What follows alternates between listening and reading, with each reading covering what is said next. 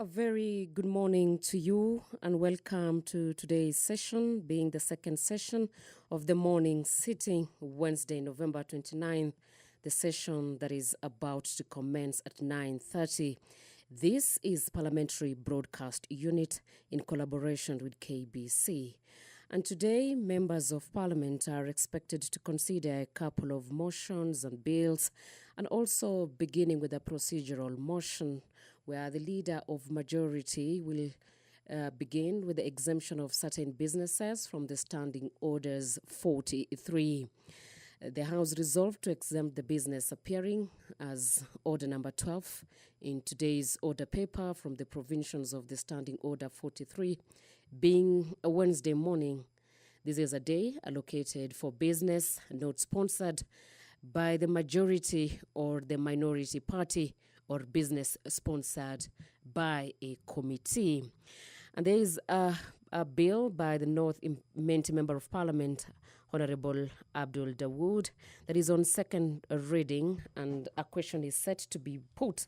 The bill on the Cancer Prevention and Control Amendment number 2, that is the National Assembly Bill number 45 of the 2022. The principal objective of this bill is to amend the Cancer Prevention and Control Act 2012 to make provision for training of health cadres and specialized medical field of oncology to include cancer treatment as part of the provincial of primary health care and to incorporate the use of e-health and telemedicine. This bill by Honorable Abdul Dawood, the Member of Parliament for North Imenti, seeks to amend Section 2 of the Principal Act by introducing new definitions of the terms e-health and telemedicine. The bill also seeks to amend Section 5 of the Principal Act by expanding the scope of functions of the National Cancer Institute to include to promote the use of e-health and telemedicine in the treatment of cancer patients and to entrench treatment to cancer patients as primary health care. The bill also seeks to amend Section 31 of the Principal Act to make provincials for promoting the training of health cadres and specialized medical field of oncology. Or whether the statement of delegation of legislative powers and limitation of fundamental rights and freedom. This bill, the Cancer Prevention and Control Amendment Bill of the National Assembly number 45, does not delegate legislative powers, nor does it limit fundamental rights and freedoms. And whether the bill concerns county government, this bill does not contain any provisions limiting any fundamental rights or freedoms, and the bill affects the function of county government as set out in the 4th schedule to the Constitution, and is therefore a bill concerning county governments.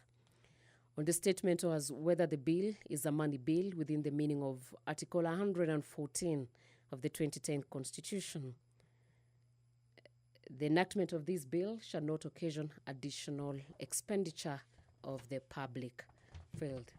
Also, there is a Wildlife Conservation and Management Amendment Bill, that is the National Assembly Bill number 3 of 2023. The bill by a Lamu women representative that is in its second reading, and the question is set to be placed this morning. The bill is by Honorable Captain Rueda Obo, that is the women representative for Lamu County. This is the bill on the Wildlife Conservation and Management, that is Amendment Bill 2023. And the bill, the principal objective of this bill is to amend the Wildlife Conservation Management Act, that is number 47 of 2013, to include animals such as sharks, stonefish, whales, and stingrays among the wildlife species, in respect of which compensation as a result of death and injury that may be paid. This bill will ensure that the persons who live along the water bodies are entitled to payment of compensation as a result of death and injury from specified wildlife species. On the statement on the delegation legislative of powers and limitation of fundamental rights and freedoms. The bill by Honorable Captain Rueda, the women rep for Lamu, does not delegate legislative powers, nor does it limit fundamental rights and freedoms. The bill also does not concern county governments in terms of Article 109(5) of the Constitution, as it does not contain provincials that affect the functions and the powers of the county governments as set out in the 4th schedule of the Constitution. Part 1 of the 4th schedule to the Constitution provides the protection of the environment as well as the protection of animals and wildlife in a national government function to create coexistence between the two. The enactment of this bill shall not occasion additional expenditure of public funds. Also, on the Committee of the Whole House, and we have a couple of motions by different members of Parliament, and the Speaker of the House, the Deputy Speaker, Gladys Boss, has arrived to the House, and I hand over you to the plenary.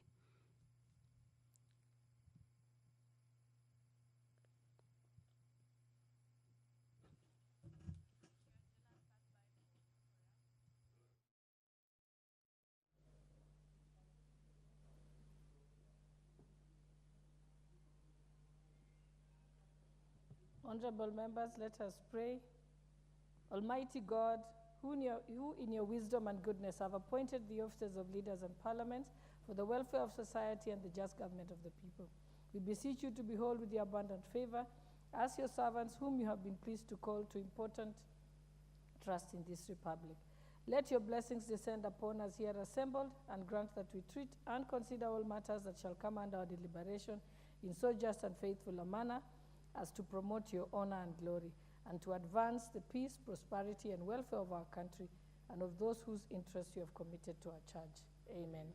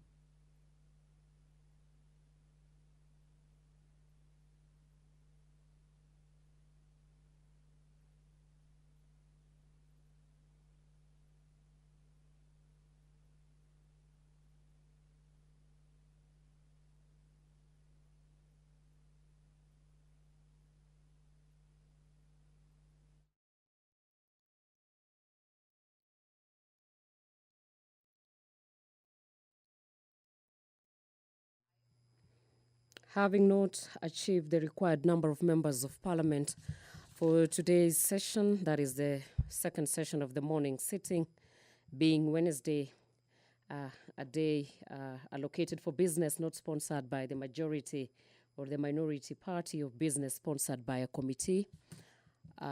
Members of Parliament are being allowed inside the House in order for quorum to be achieved, pursuant to Standing Order 34, and the House business shall commence. We have a motion on the banning the growing of eucalyptus trees in the country. The motion brought by the Central Amending Member of Parliament, Moses Kirima, that the House resolve that the national government, through the Ministry of Environment, Climate Change and Forestry, orders absolute banning of planting eucalyptus trees and encourages the planting of indigenous species across the country. Also, that orders the uprooting of all eucalyptus trees and replacement with other varieties of trees, particularly indigenous species, to ensure conservation of water resources and sources and preserve the ecosystem. And lastly, to initiate the process of putting in place punitive measures against persons who defy the orders. The House is aware that the eucalyptus trees are species popular among large-scale and commercial tree farmers in Kenya. And these trees are grown in most ecological zones in the country, and in particular Western Central Rift Valley, Central Kenya, parts of Eastern, and the coastal regions of the country.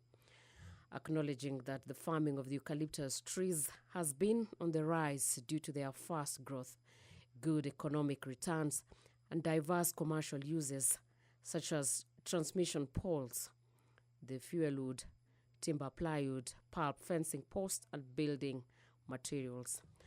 And quorum has been achieved, and the House is set to begin. Now I hand over you to the plenary. My name is Angela Chiror from the Parliamentary Broadcast Unit. Order number 1, administration of oath. Order number 2, communication from the chair. Order number 3, messages. Order number 4, petitions. Order number 5, papers.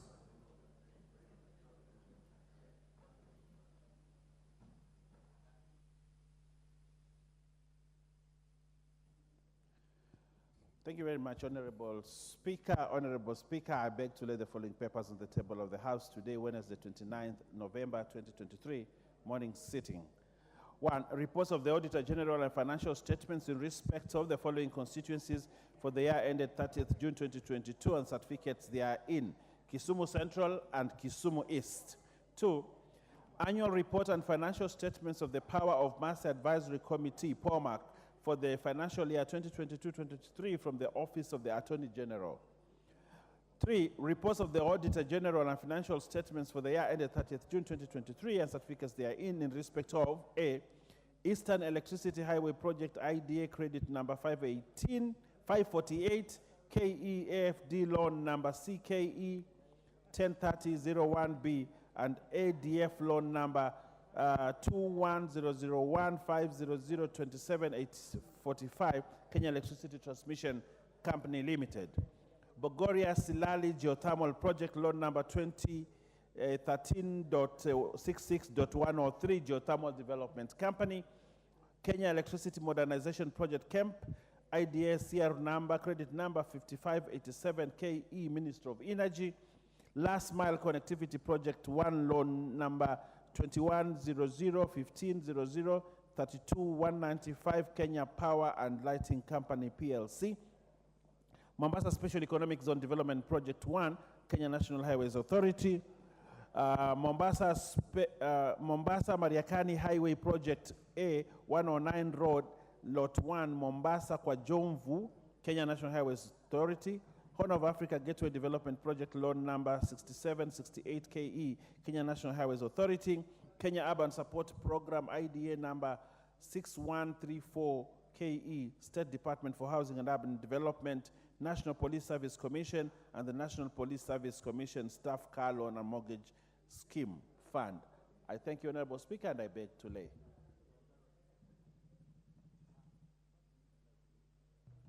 Next order.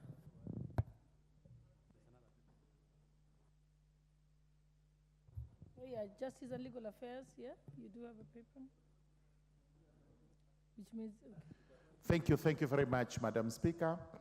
Honorable Speaker, I beg to lay the following paper on the table of the House today, Wednesday, 29th November 2023, morning sitting. Addendum to the report of the Departmental Committee on Justice and Legal Affairs on its consideration of the Conflict of Interest Bill, National Assembly Bill number 12 of 2023, tabled on 3rd October 2023. Thank you very much, Madam Speaker. Madam Speaker, allow me on a point of order to draw the attention of the members of the House to this addendum report, which I have just tabled. This is on the Conflict of Interest Bill, which is coming up for Committee of the Whole House this afternoon. This bill had many jitters to the members of Parliament, and the committee has looked at the bill clause by clause.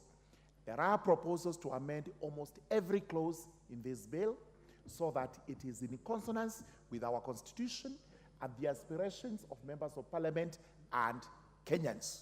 So please, if you get time, get a copy of this report, read it, and also sit through the Committee of the Whole House, because we do not want to hear after that laws were passed in which some members did not participate, and they are actually criticizing those laws.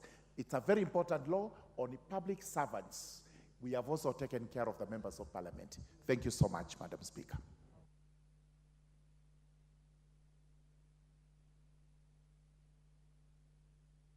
What's your point of order, Honorable Makali? You know, Madam Chair, following up on what the Chair Geriatric has said, where a bill is being amended, almost every clause, would it be in order to suggest that they publish the bill so that it doesn't, because I imagine every clause being amended, Madam Chair, that's a clear signal that something must not be working well. Thank you, Madam Chair. You want to respond to that, Honorable Murugara? Thank you, Madam Speaker. The mere fact that almost every clause is being amended does not mean we are actually losing the substance of the bill. We are making the bill a better law. And there is nothing absolutely stopping us from doing that. We are not deleting the clauses such that we are entirely removing the bill. It's where we feel this clause needs a slight amendment, a major amendment, whatever amendment is required. That is allowed by our standing orders. It's also allowed by the lawmaking process. So we are not losing the gist and substance of the bill, but we are making it a better law so that it complies with our Constitution, it complies with the aspirations of the members of Parliament, and also the Kenyans at large. Thank you. Yes, but Honorable Murugara, just remember that what Honorable Makali is asking about is that they would like to have a full draft of how it looks now, so that it's just for ease of reading, isn't it? Isn't that what you're asking for, Honorable Makali?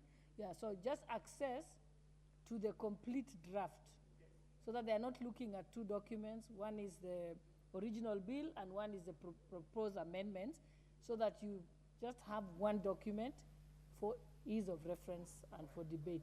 There was another, just before you respond to that, let me get the point of order from Honorable Rousseau, just so that in case you have to answer both.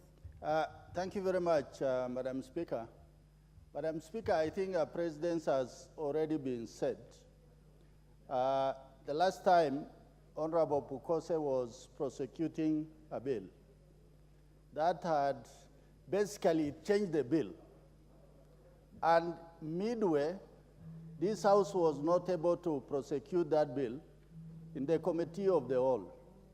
And the Speaker had to recall that bill for basically putting it aside until we have a fresh bill. With tremendous respect to my brother, Honorable Murungara, and also he sat through that bill of Pukose. For that reason, I think we should not repeat what is already out there, and we know it for a fact. Thank you, Honorable Speaker. Yes, Honorable Justice Kemi. Madam Speaker, in addition to what the honorable colleagues have said, this is a very critical bill. It touches on matters of corruption in this country, and it touches on public servants. So, Madam Speaker, I was also of the opinion that instead of us comparing two pieces of paper, we would rather have just one piece of paper which we'll look at and make a decision on it. Thank you, Madam Speaker. Okay, thank you, Honorable Murugara. And I think there's nothing wrong with providing material to members. Yes, thank you, Madam Speaker. And unfortunately, it is not possible to do what is being requested to provide one document. The reason being, remember the bill that was debated in this House is the original bill. So you must hold that bill in one hand, then you look at the committee report with the proposed amendments on the other hand. It will only become one bill if the amendments sail through and the bill now becomes an act of parliament. That's when you take the amendments, you put them into the bill, and you have one document. As we speak today, or as we speak now, we have the original bill by the leader of majority. We also have the committee report on the other hand. As regards the proposal that we shelve the bill at this present moment in time, let us first see what is being proposed for amendment. That is number one. The Speaker will also have to look at the proposals which are going to be on the order paper, and then we will take a decision as to whether we should be redoing a new bill, and that can only be done by the leader of majority, not by the committee, because this is not a committee bill. It's a committee by the leader of majority, and the work of the committee was purely to examine it clause by clause as the responsible committee. So we cannot put the cart before the horse. We have to deal with it this afternoon, and please get a copy of the report, because if you rely on what you are told, that may not be true. Get a copy of the report. It has the clauses to be amended, and you have also to get the original bill, because that is what is done. I think, Honorable Murugara, I don't think the members are asking that you change the standing orders or publish a new act.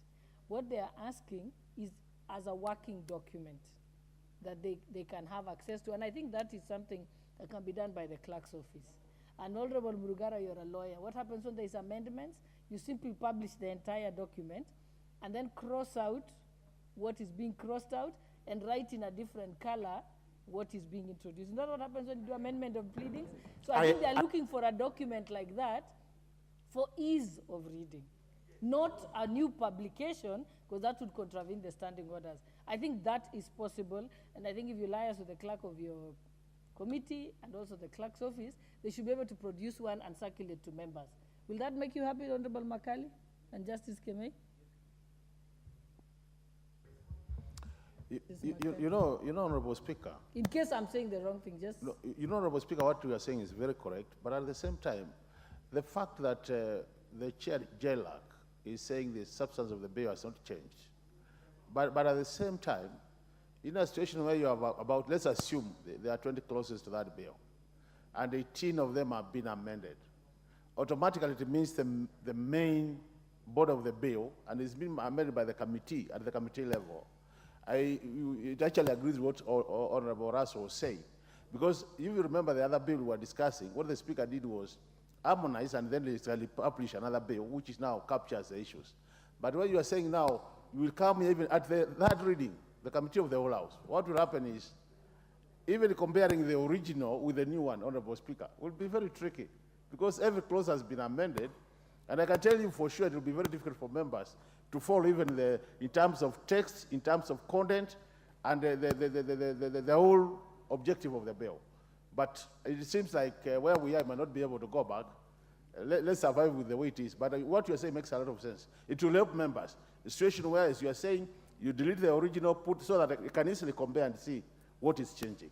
Thank you, Honorable Speaker. Yeah, Honorable, I think just let me say this. Honorable Russo, we cannot say we are going to use the precedent that has been established, because they are different, the bills are different, and the circumstances may be different. That bill is not yet before us. So I think we are also speculating what might be there. I think Honorable Murugara has said, let us read it. So Honorable Murugara, if the members have access to a document that can be a working document, just for their ease of reference, not a new publication, at the time then members can actually see whether it's the objects and purpose of the bill has completely changed or has not. For now, we'll take your word for it, and then members can be able to make that decision at the time when the bill is actually properly before the House. But give them the working document so they can have an informed input to the bill. I think that's a middle ground. Better approach, absolutely. Get a copy of the report. It has the schedule of amendments, just the way we do it in the House. Also get the original bill. Remember, it has gone through a second reading and passed. So the only thing left is committee of the whole House. That's where we can deal with it from that stage. Get the original bill, get a copy of the report, and you just see what is being proposed. Justification is also given in that report. It's not anything we are creating. Every proposal to amend, whether a comma, whether a word, whether a sentence or phrase, we have given justification. Thank you. Thank you. I think that's settled, honorable members. Let us proceed. The next order, is there another paper?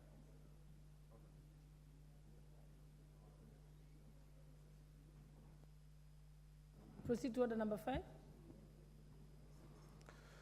Order number 6, notices of motion. Order number 7, questions and statements.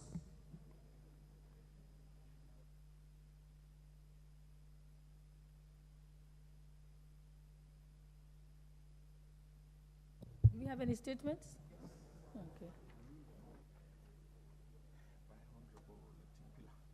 Okay, there's a statement by the member for Samburu North, Honorable Eli Letipila. Is he here? Oh, there. Okay. Thank you, Madam Speaker. Honorable Speaker, pursuant to the provisions of Standing Order 44-2C, I wish to request for a statement from the chairperson of the Departmental Committee on Administration and Internal Security regarding reported revenge killings and rising insecurity cases in Samburu North constituency. Honorable Speaker, bandit attacks and cattle rustling have continued to wreak havoc in the North Rift regions over the years. Hundreds of lives have been lost and thousands of livestock stolen in a vice that has left communities living in Alberta, Nachola, Nyiro, and Angata Nanyuke wards in desperate state, despite the government gazetting these areas as disturbed zones. In the recent, 3 lives have been lost in Samburu North constituency following revenge killings by unknown assailants in a span of 2 weeks. Mr. James Loiborkera, ID number 24760971, was attacked and shot dead on 9th November 2023 while grazing his goats. Mr. Mika Lerete, ID number 21514758, was killed while at home within Gilai village on 20th November, while Mr. Agustin Egelan, ID number 23810913, was gunned down on 23rd November 2023, a teacher, while walking home within Baragoi town. Honorable Speaker, on October 2022, at Baragoi Stadium in Baragoi in Samburu North constituency, His Excellency the President gave a directive to end the rising insecurity cases and cattle rustling that have led to loss of lives, displacement of residents, and loss of thousands of livestock in the northern regions of the country. Consequently, following a spike of violent activities by militias, pastoralist militias, the government launched an operation dubbed Operation Maliza Uhalifu North Rift. However, its long-term impact remains uncertain due to multiple security challenges in the North Rift and the risk of overstretching government resources and government security forces. Honorable Speaker, it's against this background that I request for a statement from the chairperson of the Departmental Committee for Administration and Internal Security on 1, the status of the peace operations in Samburu North constituency, particularly in Alberta, Nachola, Nyiro, Ndoto, and Angata Nanyuke wards of Samburu North constituency. 2, the reasons for pulling out of of pulling out the Special Operations Group of the Administration Police from Baragoi in Samburu North, despite their efficient role in reducing lawlessness and bringing normalcy in Samburu North, and the plans to reinstate the said group to continue with security and peace operations in the area. 3. Measures put in place by the government to manage the rising cases of revenge killings, past and present, within Baragoi area and bring the culprits to book. And 4, the number of people arrested, arraigned, and convicted in court over these attacks in order to restore public confidence within the communities living in Samburu North. Thank you, Madam Speaker.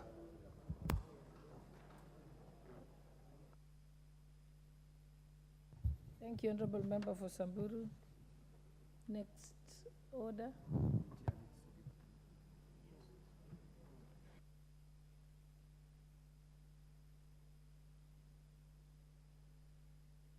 Is it Interior Chairperson for Defense? Oh, you're there. There you are. Okay. Thank you, Madam Speaker. I stand in for the Chair of Administration and Internal Security Committee. Last week, the committee was in Samburu West and Turkana East and Turkana West. The committee will be visiting next week Marakwet and West Pokot. We are fully aware of what is happening in Samburu, in Laikipia, Baringo, Turkana, and West Pokot. For that reason, we'll respond to the statement by Honorable Etipila in 2 weeks' time. But also we are going to call all our colleagues from those disturbed areas. Thank you, Madam Speaker. Yes, Honorable Kangogo Bowen. Madam Speaker, the stories we've been hearing for many years about how the insecurity in Kerio Valley, the northern part of the country, is going to be addressed, both from chairs in this House and even in the office of the President under the Cabinet Secretary of Internal Security, has always been the same. And there is nothing comes out of it. Madam Speaker, being our colleague, is the Honorable Raso, who is one of our colleagues and is in that position, courtesy of all of us, especially from this pastoral region, I want to ask the Honorable Raso not to be taken rounds again by the Cabinet Secretary and the security apparatus in this country on the same stories that they are going to establish a police station here, they are going to do this, they are going to do this. Let's go for a practical solutions. And we have given, as leaders from those areas, in many cases, we have given a practical solutions of NPRs to be deployed in every communities, and they need to be armed so that because they know the entry and the exit routes of these criminals, Madam Speaker. Madam Speaker, the reason why Kerio Valley, those parts of Samburu, there is insecurity because there is no infrastructure. These are places which has been completely neglected, no government in place, no water points, no roads, no schools, no judge, nothing. There is no government. Those people, they are just living by their own. So, Madam Speaker, we want to even, because I have raised statements in this House. No member from Kerio Valley or from the northern part of this country, Madam Speaker, has not raised a statement in this House to do with insecurity. All of us, we have raised. But it's the same story we are getting. Can we get something different? When Waziri comes here, he tells us he's going to deploy police officers. He's the same. Allow him to complete his sentence, I think. I'm done.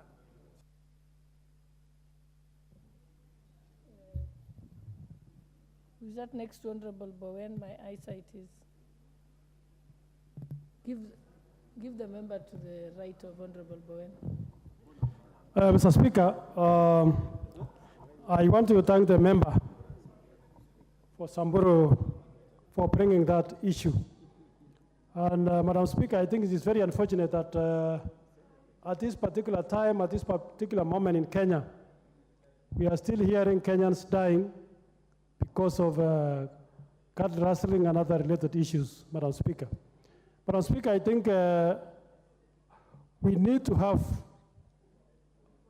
a full report and an action plan, Madam Speaker, to show how the Kenyan police are actually acting on these matters.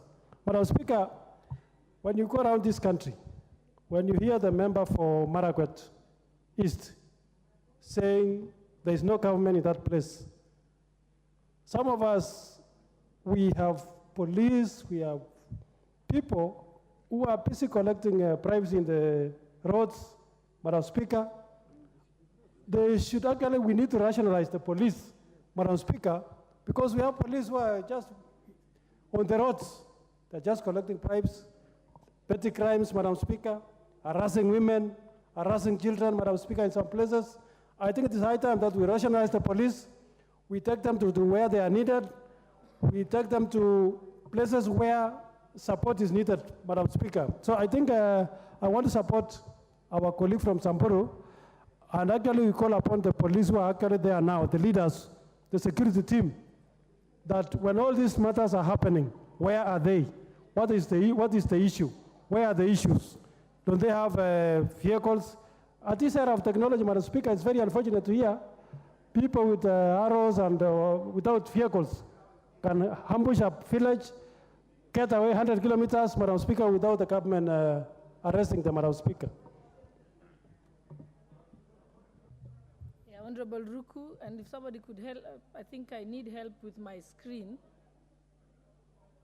I need my screen to be on so I can recognize the member of parliament speaking, because they are far away, I can't see them. Honorable Ruku? Thank you, Madam Speaker. Madam Speaker, this issue of insecurity in this part of the country, we need also to address the issue of culture.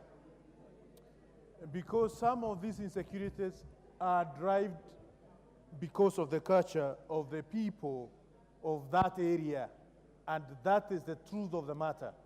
That raiding cattle, raiding other people's, other communities' homes, driving away huge herds of cattle is considered as heroism in this part of the country. Madam Speaker, these leaders who come from this part of the country, they need also to address the issue of culture so that that kind of insecurity can be settled. We will continue blaming police officers, we will continue blaming government, when it is us, ourselves, who perpetuate this kind of culture, Madam Speaker. I think it is important for the leaders in this House to consider, having a deliberate discussion with the elders, with the young people of these communities to see how this kind of culture can change. It cannot be heroism to go and drive huge herd of cattle using guns just to be a hero in that society. Thank you, Madam Speaker.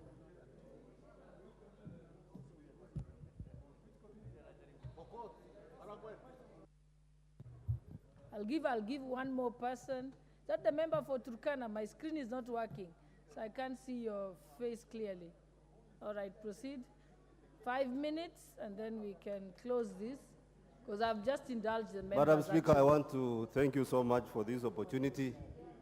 Looks like this corner on this side is disadvantaged. Maybe you'll need another lens to be able to see us. No, it's just usually my screen works, so your face comes up Thank on you. the screen, Thank but you. today Thank you. it's not working. Most guided. Honorable Speaker, we are discussing the issue of insecurity again in northern Kenya. the issue brought out by Honorable Eli is very pertinent to this country. And Honorable Meli, kindly, we need you in the room, and team. Honorable Speaker, the issue at hand is very pertinent. I want to thank Honorable Eli for bringing it out. Again, we are repeating the same thing as Honorable Bowen has mentioned, that soon we'll be like crying babies.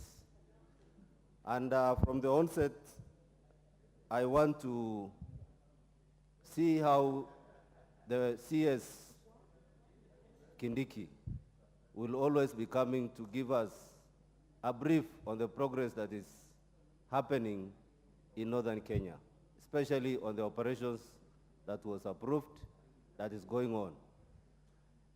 Madam Speaker, what is happening in Samburu, as reported, especially in Samburu North, is very unfortunate at this time. Number one, we have lost 3 lives in 2 weeks, in 1 month, this month of November. And it's like, if you look at what is happening, the bandits are coming back to town. They are urbanizing their banditry tactics. And in this case, we, those who stay in the urban areas, are also at risk. Number 2, those who have lost their lives were killed, not even mentioned, living in areas that are bandit-prone, but in towns. That calls for a speech, and we will request the CS, Kindiki, to give us an update of what has just happened. Because a life lost is important to us in the north and to Kenya. Madam Speaker, it is important to get a review of what Kindiki is doing. It is important for us to work together with him so that we don't keep on just being told this thing is happening when nothing is happening. Madam Speaker. Lives are being lost. We are being told it's an operation. People are losing their livelihoods every time now and then, even their beneficiaries. Madam Speaker, I will beseech that we get to understand what is happening once and for all. Otherwise, soon we may request even to see if we can secede, and we discuss it, because we are getting almost being killed day in, day out. Thank you, Madam Speaker. Thank you. Okay, next order.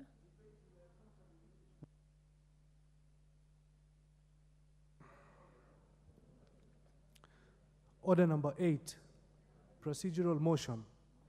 Exemption of certain business from Standing Order 43.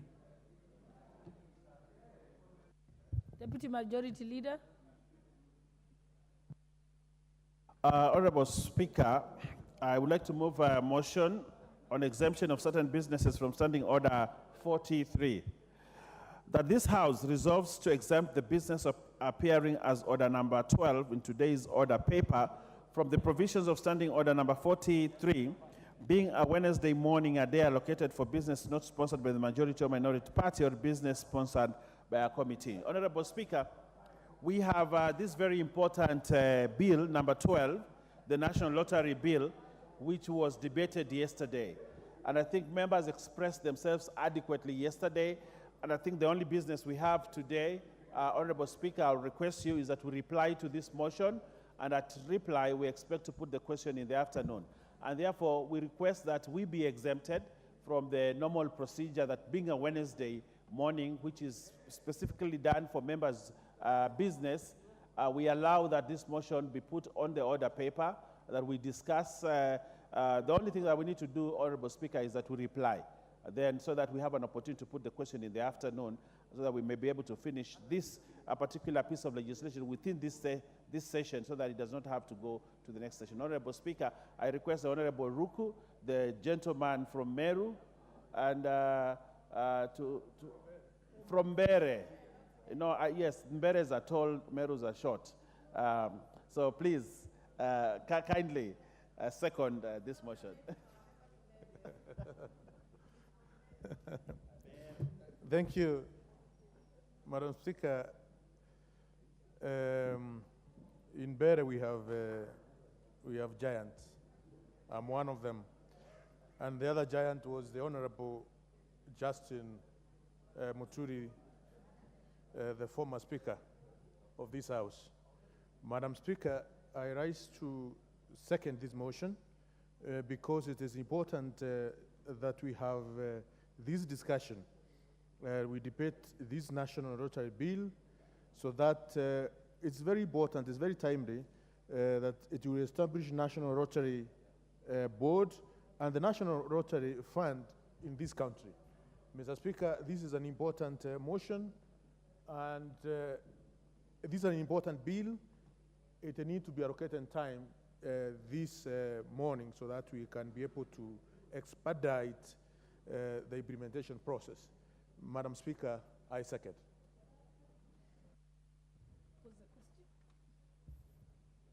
Honorable members, I now propose the question that this House resolves to exempt the business appearing as order number 12 in today's order paper from the provisions of Standing Order 43, being a Wednesday morning, a day allocated for business not sponsored by the majority or minority party or business sponsored by a committee. It's the mood of the House. I put the question. Honorable members, I now put the question that this House resolves to exempt the business appearing as order number 12 in today's order paper from the provisions of Standing Order 43, being a Wednesday morning, a day allocated for business not sponsored by the majority or minority party or business sponsored by a committee. Will as many as of that opinion say aye? Aye. Will as many as of the contrary opinion say nay? The ayes have it.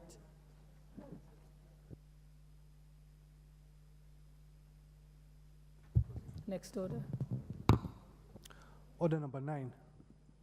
The Cancer Prevention and Control Amendment Bill number 2, National Assembly Bill number 45 of 2022.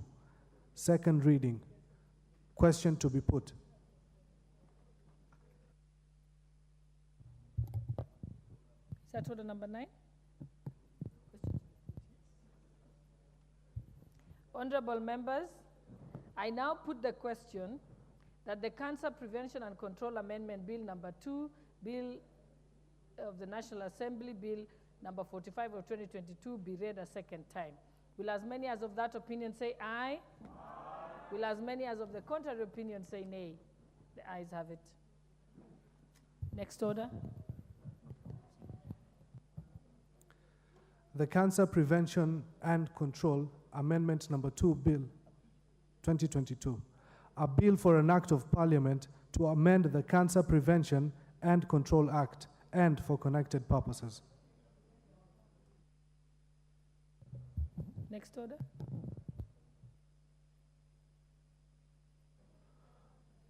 Order number 10, the Wildlife Conservation and Management Amendment Bill, National Assembly Bill number 3 of 2023. Second reading, question to be put. Honorable members, I now put the question that the Wildlife Conservation and Management Amendment Bill, National Assembly Bill number 3 of 2023 be read a second time. Will as many as of that opinion say aye? Aye. Will as many as of the contrary opinion say nay? The ayes have it. Next order. A bill for an act of Parliament to amend the Wildlife Conservation and Management Act 2013. Move to the next order. Yeah?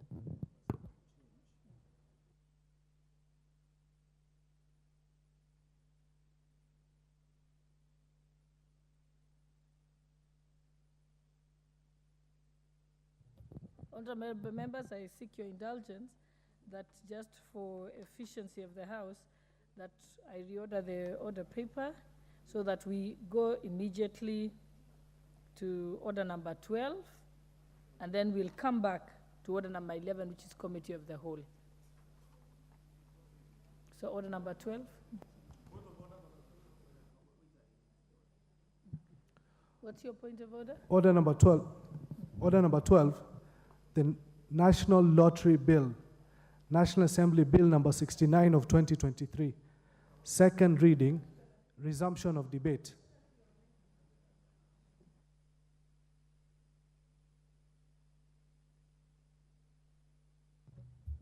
What's your point of order, Honorable Ruku?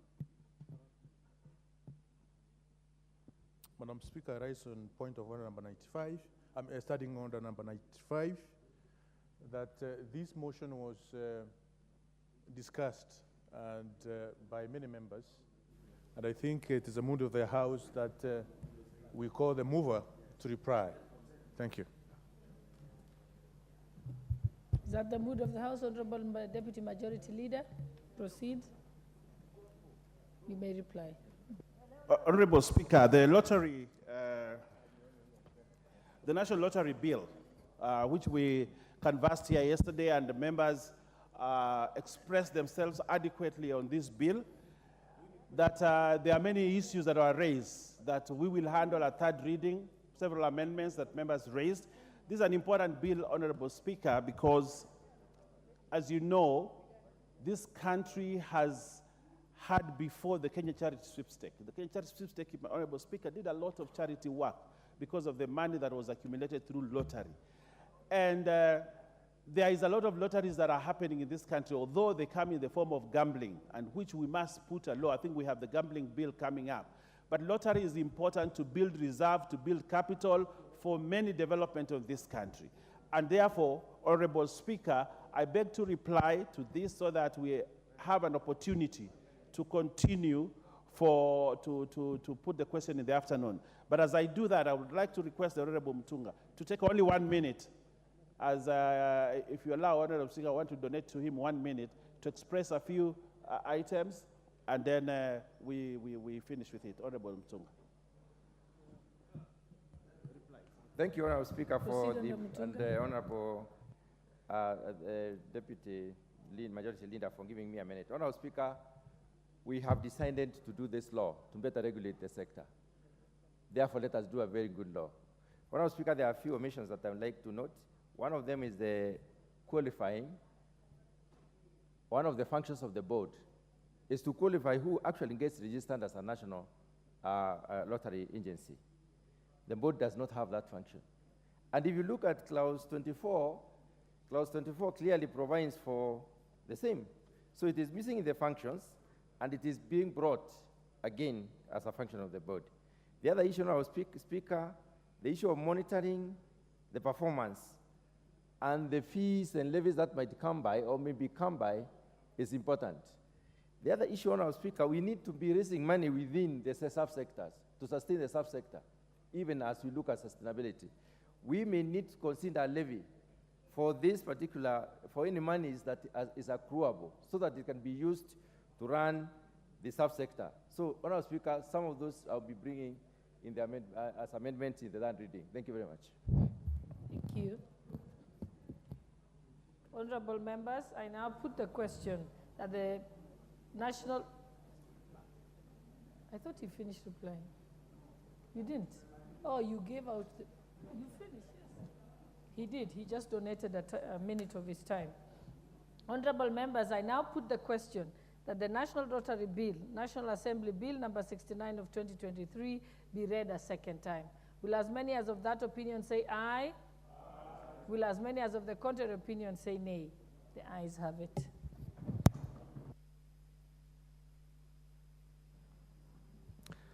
A bill for an act of parliament to provide for the establishment of the National Lottery, the National Lottery Board, and the National Lottery Fund, and for connected purposes.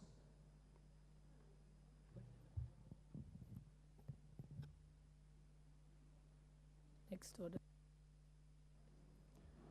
Order number 11, Committee of the Whole House.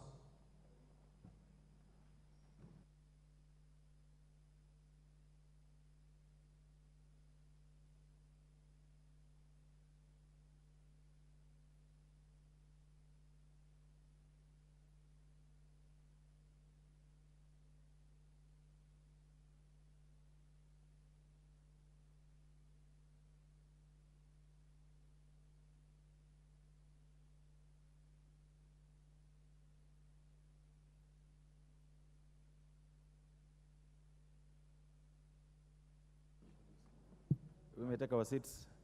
Good morning to you, members. Order number 11 deals with the Committee of the Whole House on the National Youth Council Amendment Bill, a very short one. I'm sure it's going to take us 5 minutes or 10 at most.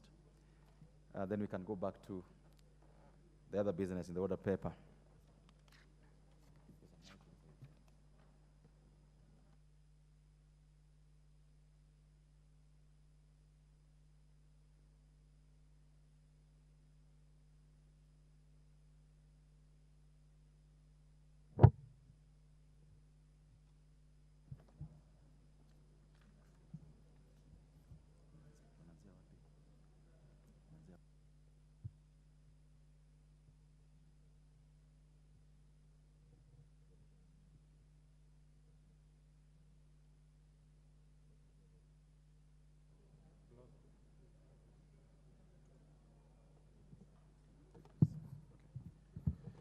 Clause 3. All members, I propose the question that clause 3 be part of the bill. The mover of this bill, Chairperson, or the Honorable Alice Nganga is around. Thank you, Chair. That I move that clause 3 of the bill to be amended by deleting paragraph B. Chair, I wish to move the amendment as per the order paper. Clause 3B of the bill seeks to remove the power of the youth to erect their own responsibility to the National Youth Council and confer upon the Cabinet Secretary responsibility matters relating to the youth and the power to nominate 9 youth to be in the council.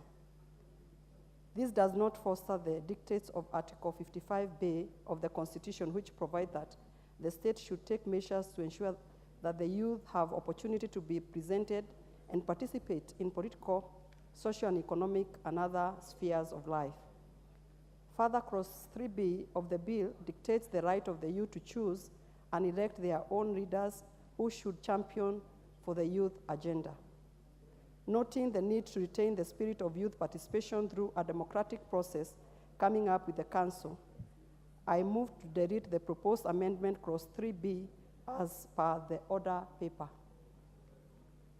Thank you. Members, I propose the question that clause 3 be amended as proposed by the chairperson of that committee. I now put the question that clause 3 be amended as proposed by the Honorable Alice Nganga. Will as many other opinion say aye?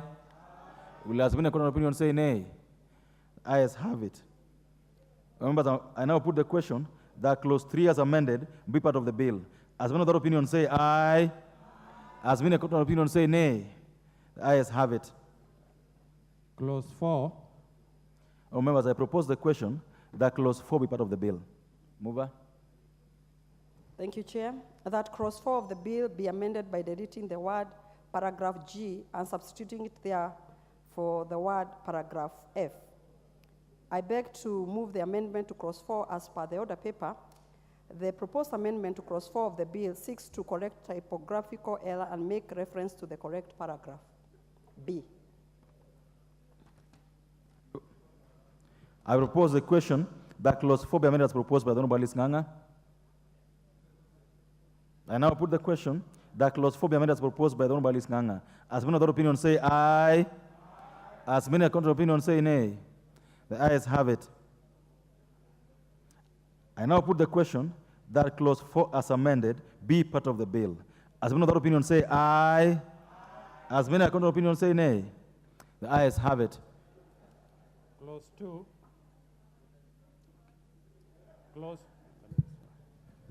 Clause 2.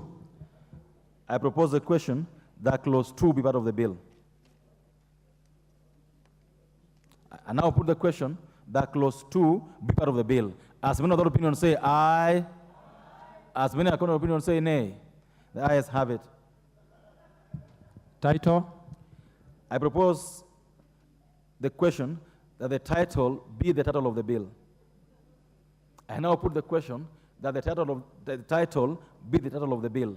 As many other opinions say aye, as many other opinions say nay, the ayes have it.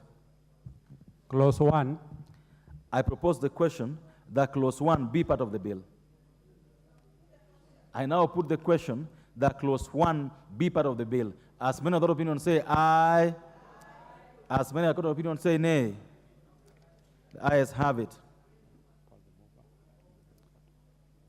The mover, where you are, could you move move for reporting? Honorable Kandia.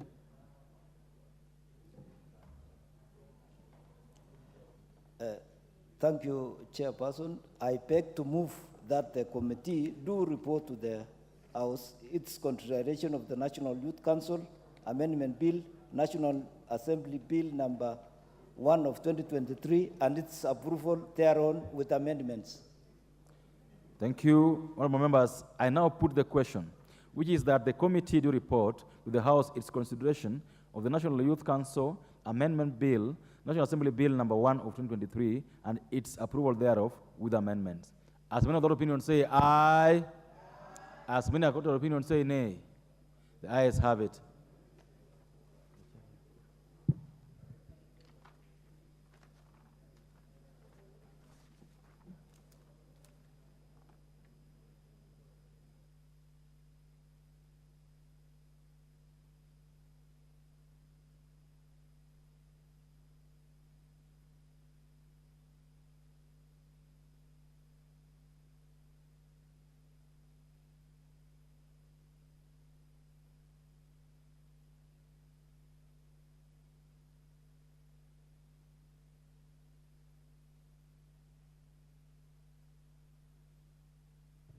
Chairperson to report.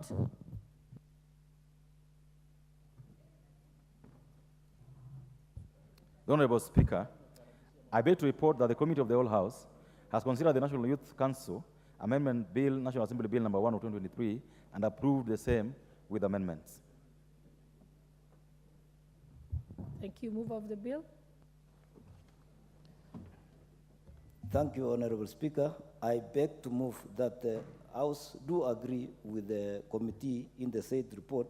I request Honorable Tuku Kwenya to second.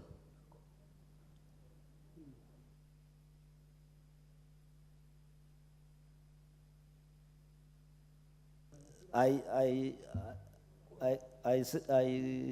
call upon Honorable Benja to second. I second, Madam Speaker.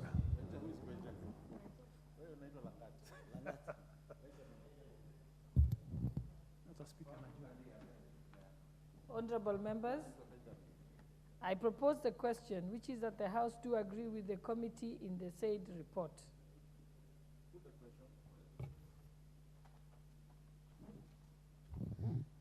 We'll defer the question to a later time.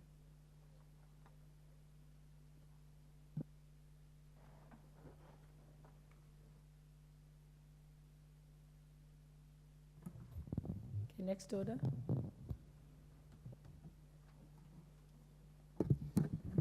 Order number 13, the Geriatric Bill, National Assembly Bill number 50 of 2022, second reading.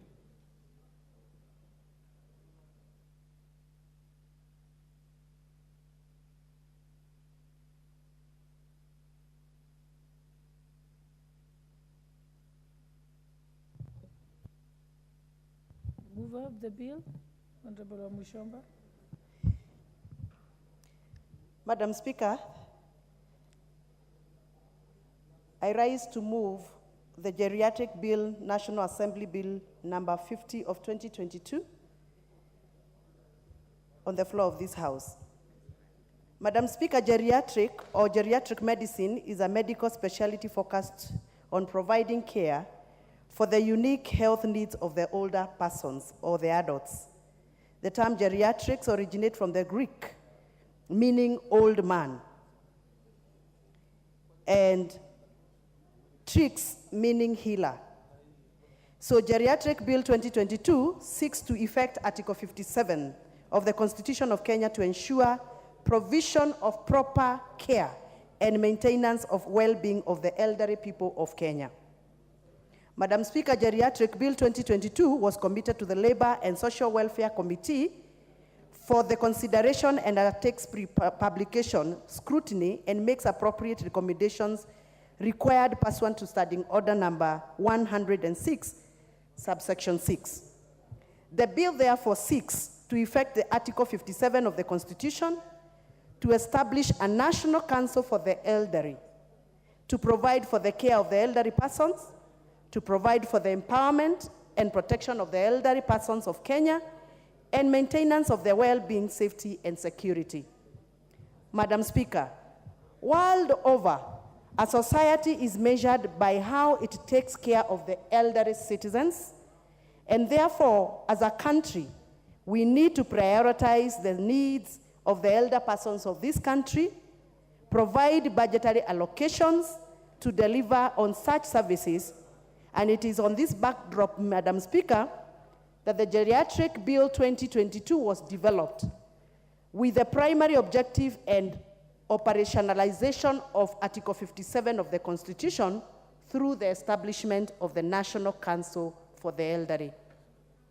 Madam Speaker, we are all going to be subjects and victims of age, and therefore it is important that we handle this issue with a lot of concern, because we are either elderly or going to become elderly, or we have relatives, mothers and fathers who are elderly and requires their issues taken care of through the House. The objectives and purpose of this bill, Madam Speaker, is to establish a National Council for the Elderly Persons of Kenya, provide a legal framework that promotes the rights of the elderly as enshrined under Article 57 of the Constitution of Kenya, promote and protect the dignity, the well-being, the safety, the security of the elder persons of Kenya, provide for a framework for the registration of elderly persons of Kenya, and establishment and management of residential facilities for the elderly, what we call care centers in Kenya, and prohibit the abuse of elderly persons of Kenya. Madam Speaker, the provision of the bill shall apply to all entities providing the services of the elderly persons of Kenya and binds both natural and juristic persons to the application of the extent. The bill seeks to improve the living conditions of the older members of the society by providing for their rights to dignity, right to safety, right to security, education, health, equality, and non-discrimination.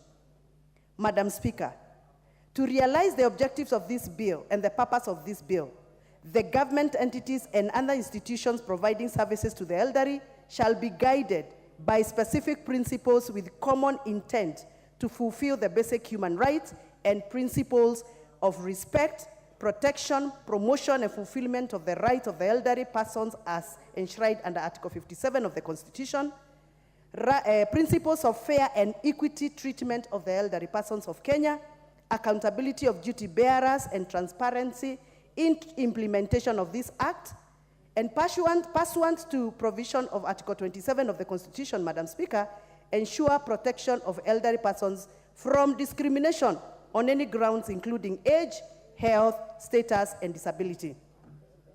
Targeted empowerment of the elderly persons, preservation of freedoms and dignity of the elderly persons, and establishment and monitoring of evaluation of mechanisms on how transparency in the management of facilities of the elder care, of the elderly. Madam Speaker, the bill delegates registration's power but does not limit to the fundamental rights and freedoms.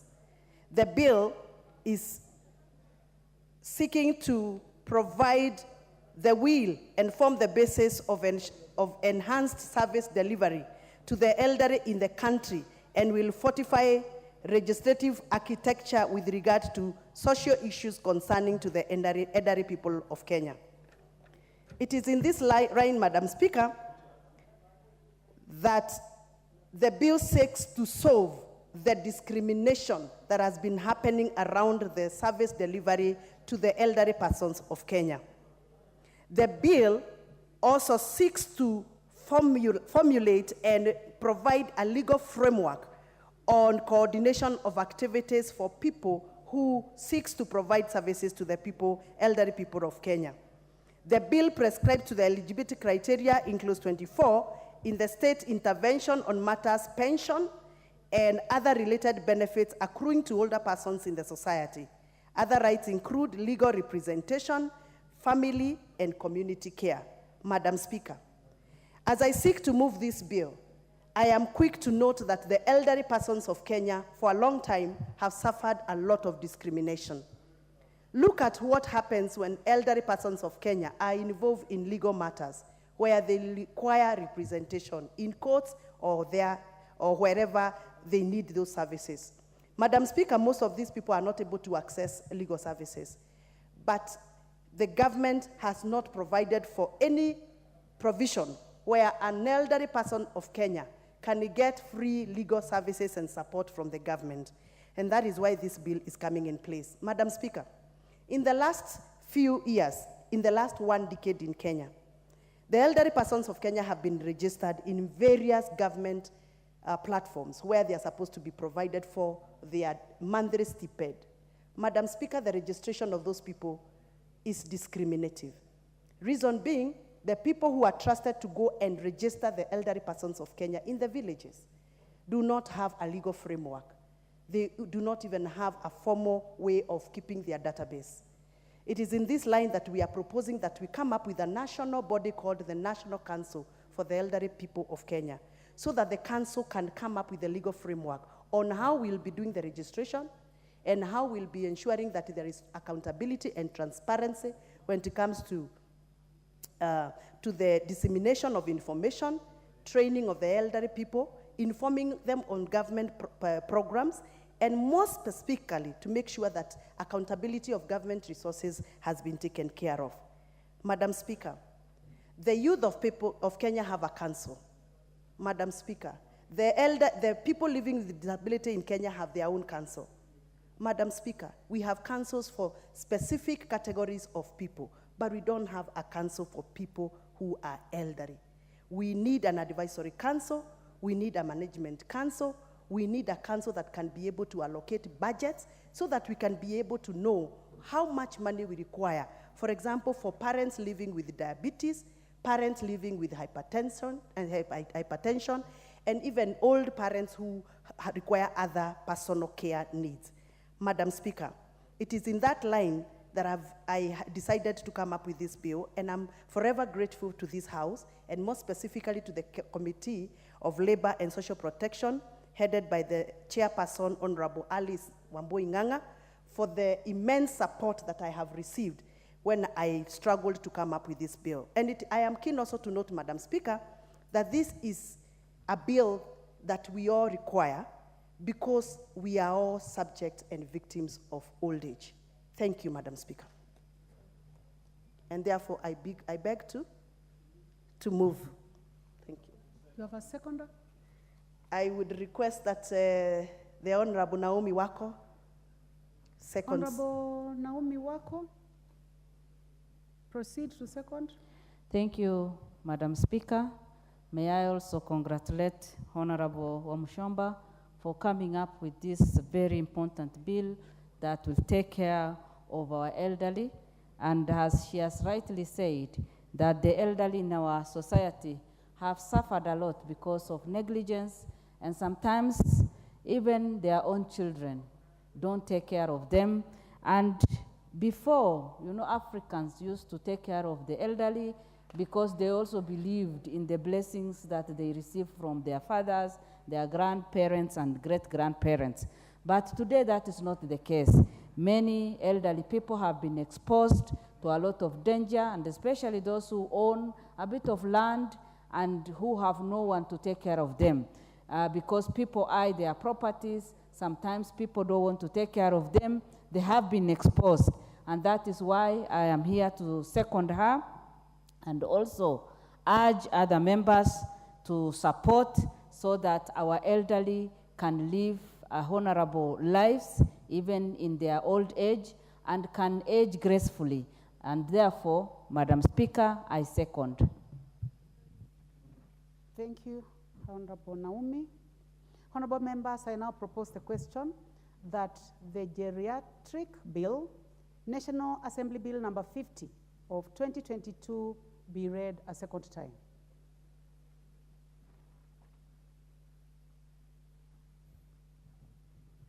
The Honorable Alice Nganga, member for Thika Town and chairperson. Thank you, Honorable Speaker.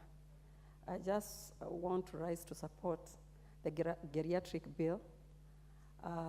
Honorable Speaker, you know, it talks about our vulnerable in the society. And first, I want to congratulate and to thank Honorable Gathoni Wamushomba for thinking about our elderly persons.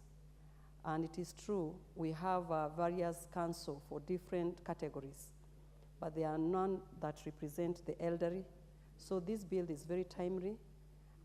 Those elderly members of our society were once very vibrant like us. It's only a time has come, even us, in some years to come. We are also going to join them in that category of the elderly. So thinking about them, and especially when they reach at the age of 70, especially what the government has done is to give them a stipend of 2,000 Kenya shillings. And we know in the month of September, we recruited more because the last time we did a registration was in 2017. So it was right for this government of Kenya Kwanza. In 2023, September, we did a mass registration across the country, and they came out in large numbers. 700,000 of them came out. And I also want to thank this House because they went back to the grassroots as the members of the National Assembly to help register the elderly, and that's how we came up with 700,000, a number, and it was a great number. And I also want to inform the House that from the month of March, they also be included in receiving their 2,000 Kenya shillings, as the rest of the other ones who are registered in 2017. So having a council to oversee how the elderly are doing and how they are treated, we live in the society where we see that even before, when the money was sent to them, the 2,000, their family members knew that the 2,000, especially when they were not paid, it is not like now where they are paid at the end of every month. There's a time there was a delay. Before we came in, they would stay even for 7 months without being paid. And their family members would realize that the elderly was going to receive 14,000 Kenya shillings, and they were there and they would take the money from them. I thank the government because right now they receive at the end of every month, so meaning at least, you know, at that age, most of the time that money goes to medication. And so when it comes to timely, it really do assist them. Having this council, the council is going to be representing their needs. It is going to be knowing those who are sick or those who are not sick. It is going to know those who are abused or those who are not abused. So it is a good thing, and we should look forward to having this council because they do represent these people back at home.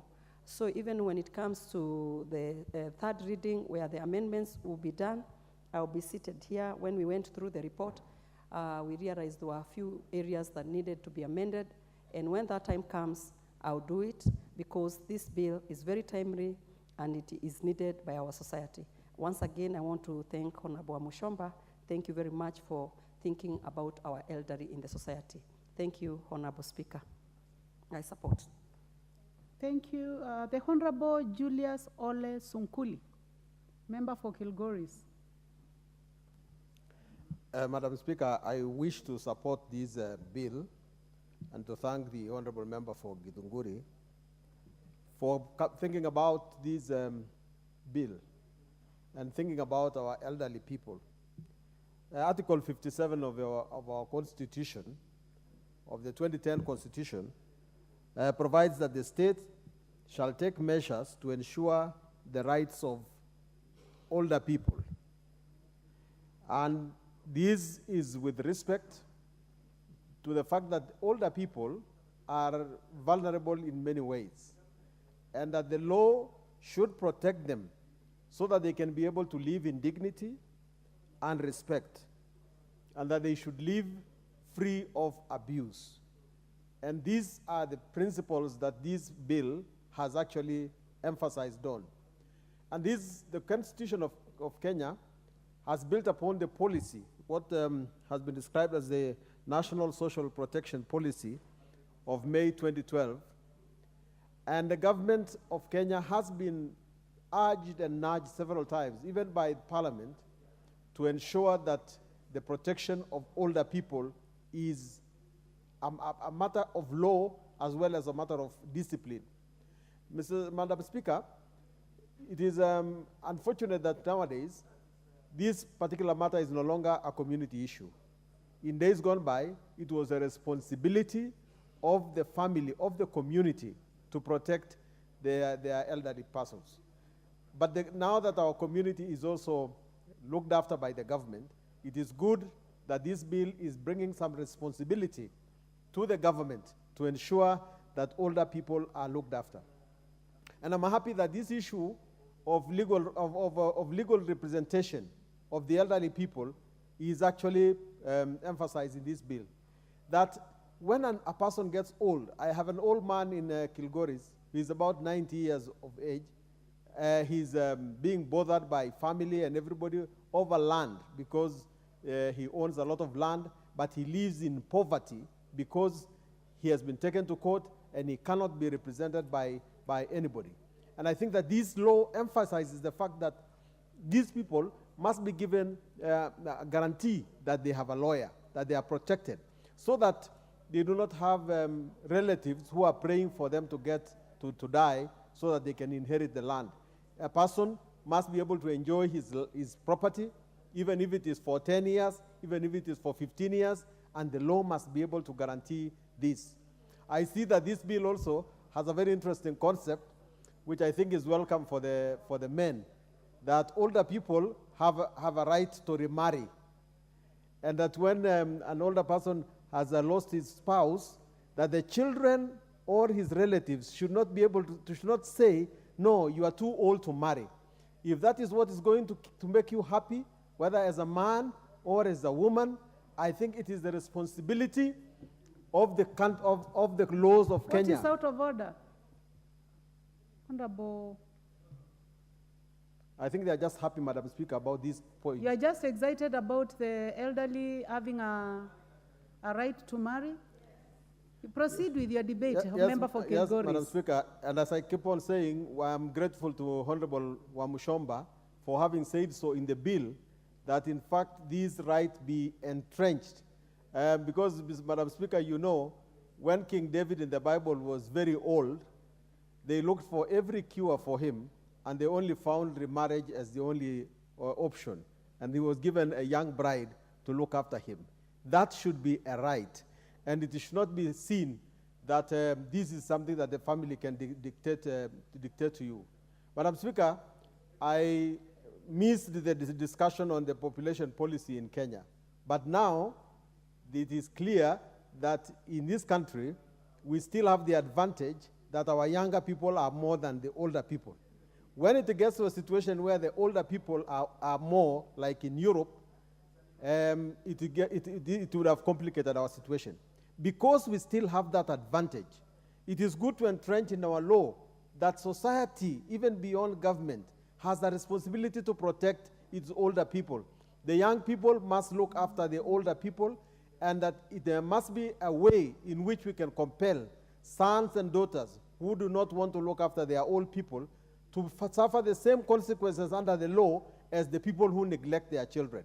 So that if you neglect your elders, it is the same punishment that you receive as if you neglected your children.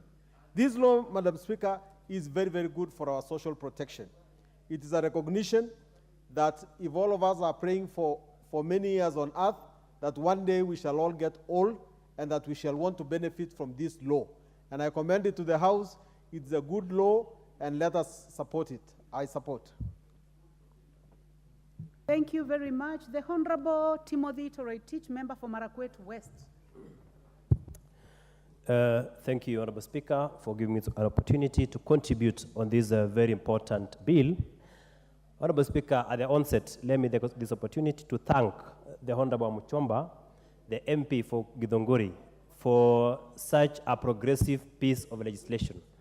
Honorable Speaker, there was a time I spoke here, and Honorable Muchomba spoke very good things about me on a motion I sponsored on cancer fund motion that I brought for this House.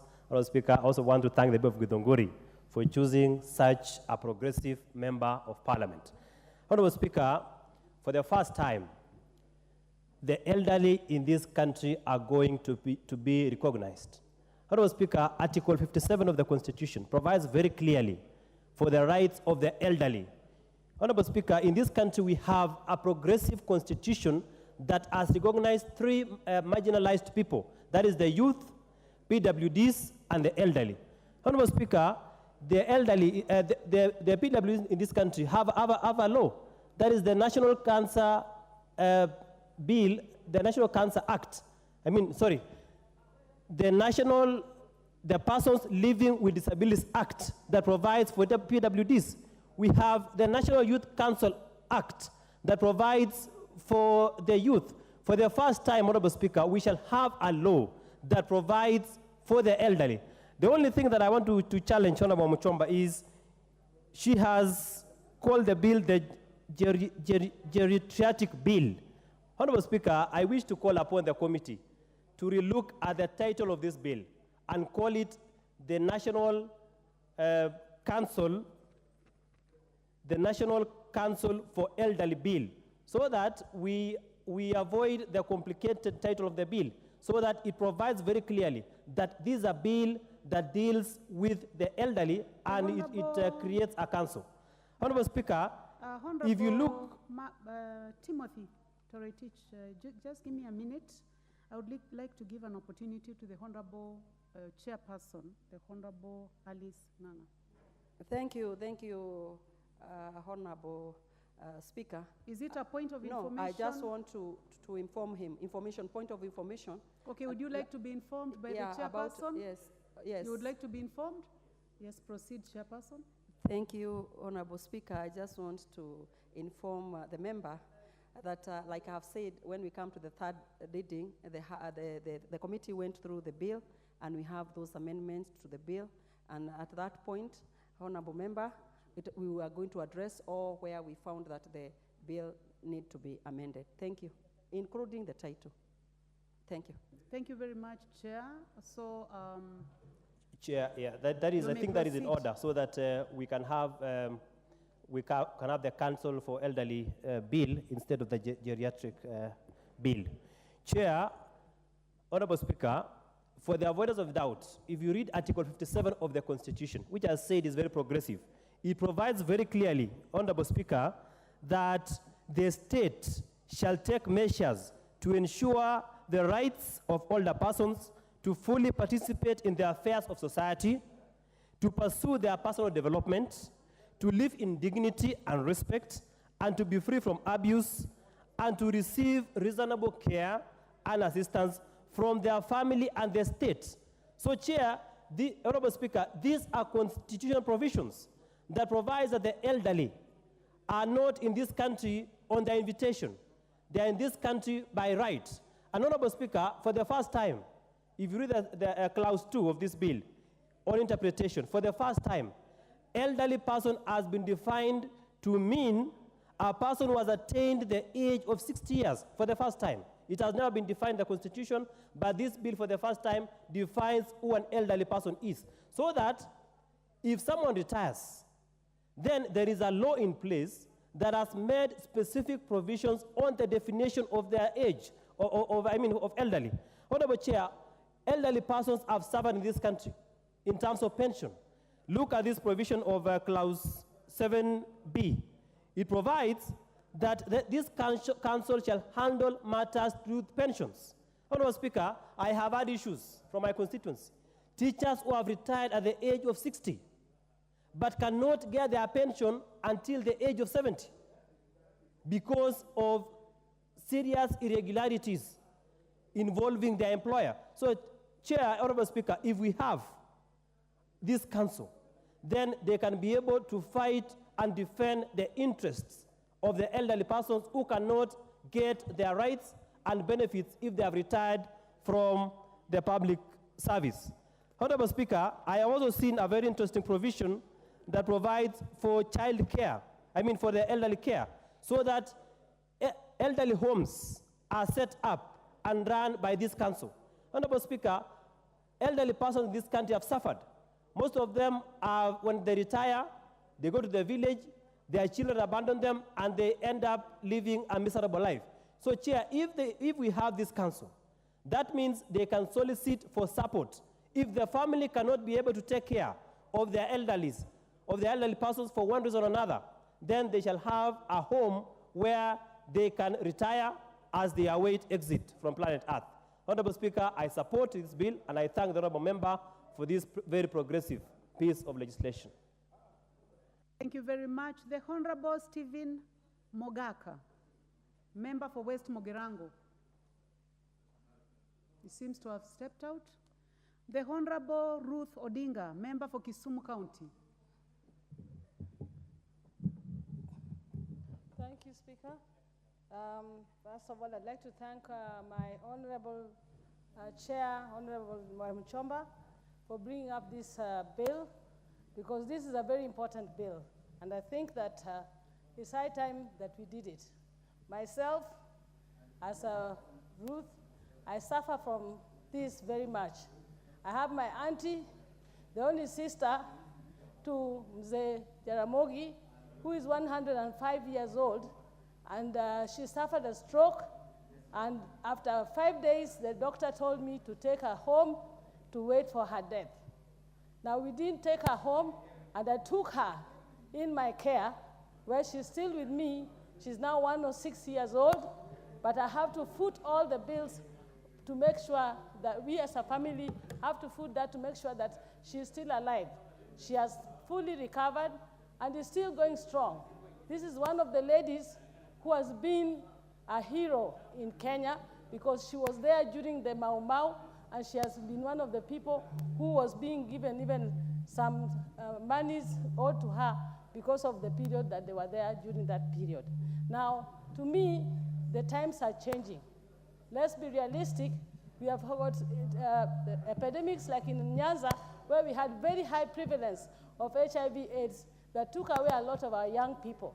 And most of the homes that were there are remaining with old people who do not have anybody to take them, to look after them. This causes a case where you find that it's only the old elderly with the young children of the parents who passed away, either through HIV or COVID, who are remaining in the village. Most of these young people are selling the homes and selling the land, to the point that you find that this elderly person is staying in a home where there's nowhere she can be able to support, or he can be able to support themselves in those villages. There's that neglect. And you don't have homes like in Europe, where you have these elderly homes where we can even take these elderly people to stay in. So to me, the bringing up of this bill is very, very timely for us to be able to see how can we support them. Number two is the dignity of these old people. We go to spaces where we have public spaces. When they go to the public hospitals or any place where they go to look for services, in most cases, they are kept waiting like any other ordinary person or well person who is there. We need to see that how do we actually give them the space to continue having their dignity in these public places. And the other one is that the facilities that we need. Like, for example, when we wanted to get aids, or you want to get for them aids, like the aids they use for walking, the walking frame, the crutches, and all the aids that they need. These aids are not cheap. And in most cases, they don't get them free like they should in whatever, because when you're elderly, it doesn't mean that necessarily that you're sick and you should be treated as a sick person, but you could be disabled in the sense that you can't do the things you used to do, and you need this aid. And yet this aid is supposed to be bought. These elderly people do not even have the kind of money to buy this. So for me, I believe that this bill will bring a big change. And we must also say that now we are going to be having, and we do have more elderly people in the society, and this means that we need to look for ways that we are going to support these elderly people in the society. Therefore, for me, I do support this bill and think that it is a very necessary one. Thank you. Thank you. The Honorable Member for Ainai Moi. Honorable Ambassador Benjamin Langat. Thank you, Madam Speaker, for giving me this opportunity to contribute to this bill. Madam Speaker, let me thank the mover of the bill for the research that she has done and be able to table the bill in this House. This bill, Madam Speaker, actually is under Article 57 of the Constitution. And I remember one member here has just said there are 3 categories of people where the Constitution has given special mention, but actually there are 4, Madam Speaker.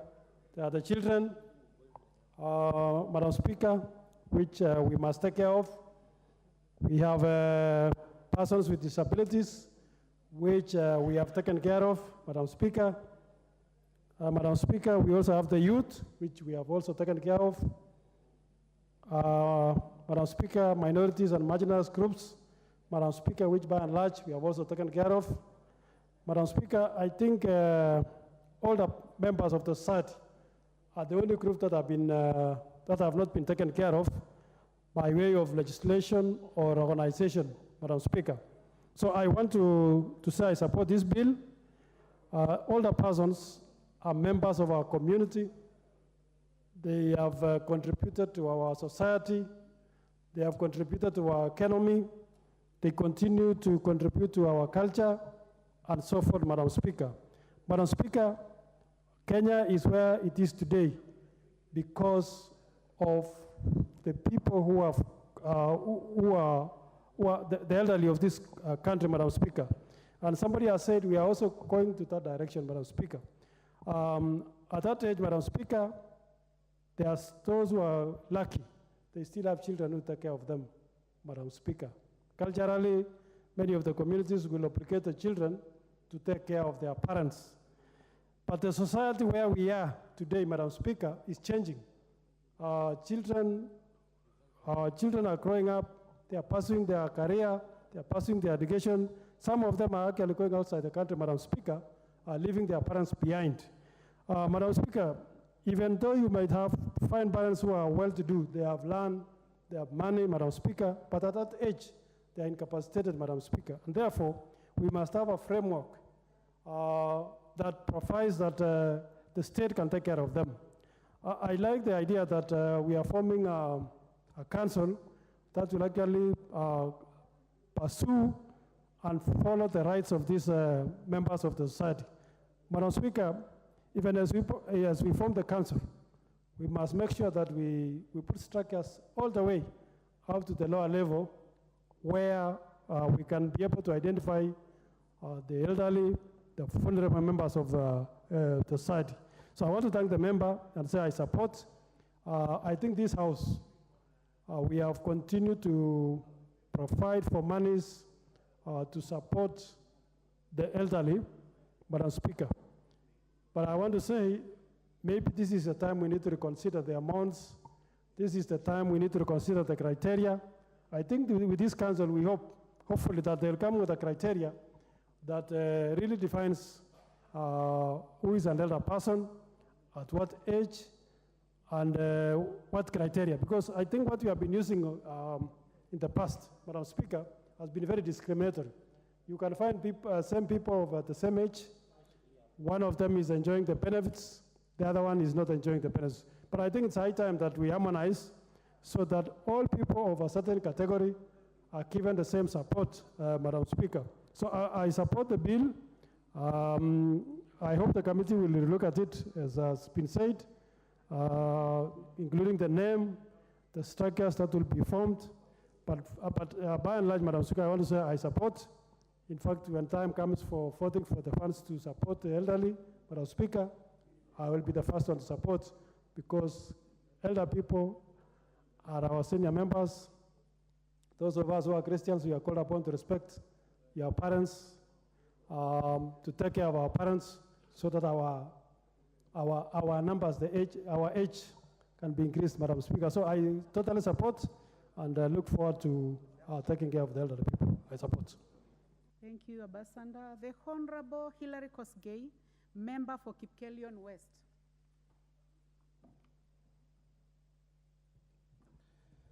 Thank you, Madam Speaker. I join my colleagues in congratulating the member for Githunguri, the Honorable Wamushomba, for coming up with this timely and progressive bill, Madam Speaker. At independence, Madam Speaker, the crafters and the founders of this republic were so concerned about building the new nation that they put a lot of energy in the youth, white-collar jobs, and other sectors of the economy, and forgot that they are the ones to get old in due course, Madam Speaker. And you have seen, Madam Speaker, recently, the people who fought for independence in this country, the Mau Maus, they have died a deplorable life, Madam Speaker, because of lack of bills that are progressive, that were to take care of them in their old age like this, Madam Speaker. And therefore, Madam Speaker, this is not only a call to the country. Madam Speaker, Gathoni wa Mushomba is also responding to a biblical scripture in the book of Psalms, chapter 71, verse 6. Madam Speaker, where the psalmist says, "Cast me not in the time of my old age. Forsake me not when my strength fails." Madam Speaker, this is the age of the founders of the Republic of Kenya, those people who put on a lot of energy to build this nation. And this bill, Madam Speaker, is now forward-looking, to look at those who are aging after this, to take care of them. And when this is passed, Madam Speaker, we will be able to address issues that have been said by members, including the issue even of the stipends that the older people are getting, Madam Speaker. Because we know that this stipend, when it was first passed, it was based on a UN convention that does not allow anybody to live beyond $1 a day. And when that was done, Madam Speaker, the dollar was at 70 shillings. That is why when you multiply 70 by 30, you get 2,100. Right now, the dollar is way over 150.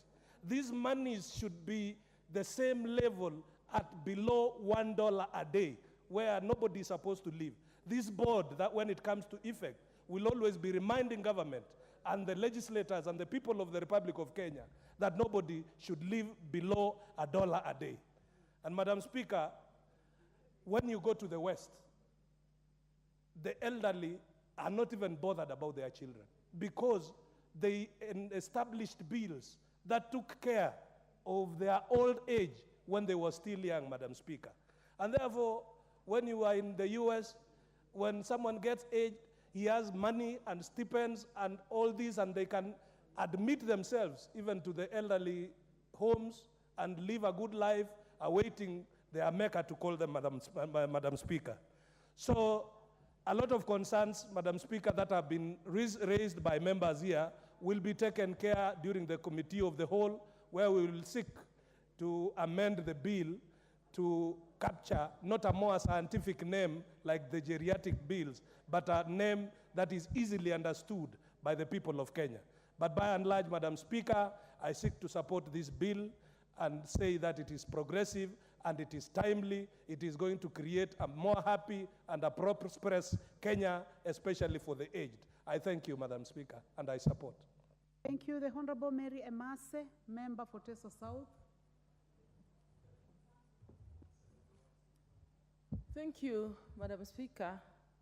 I also want to, first of all, appreciate Honorable Mchomba. Let's applaud her for this very good bill that she's brought before the House that seeks to create or establish a council for the elderly persons. Indeed, Madam Speaker, even in the absence of Article 57, the Constitution does prohibit discrimination on the basis of age or otherwise.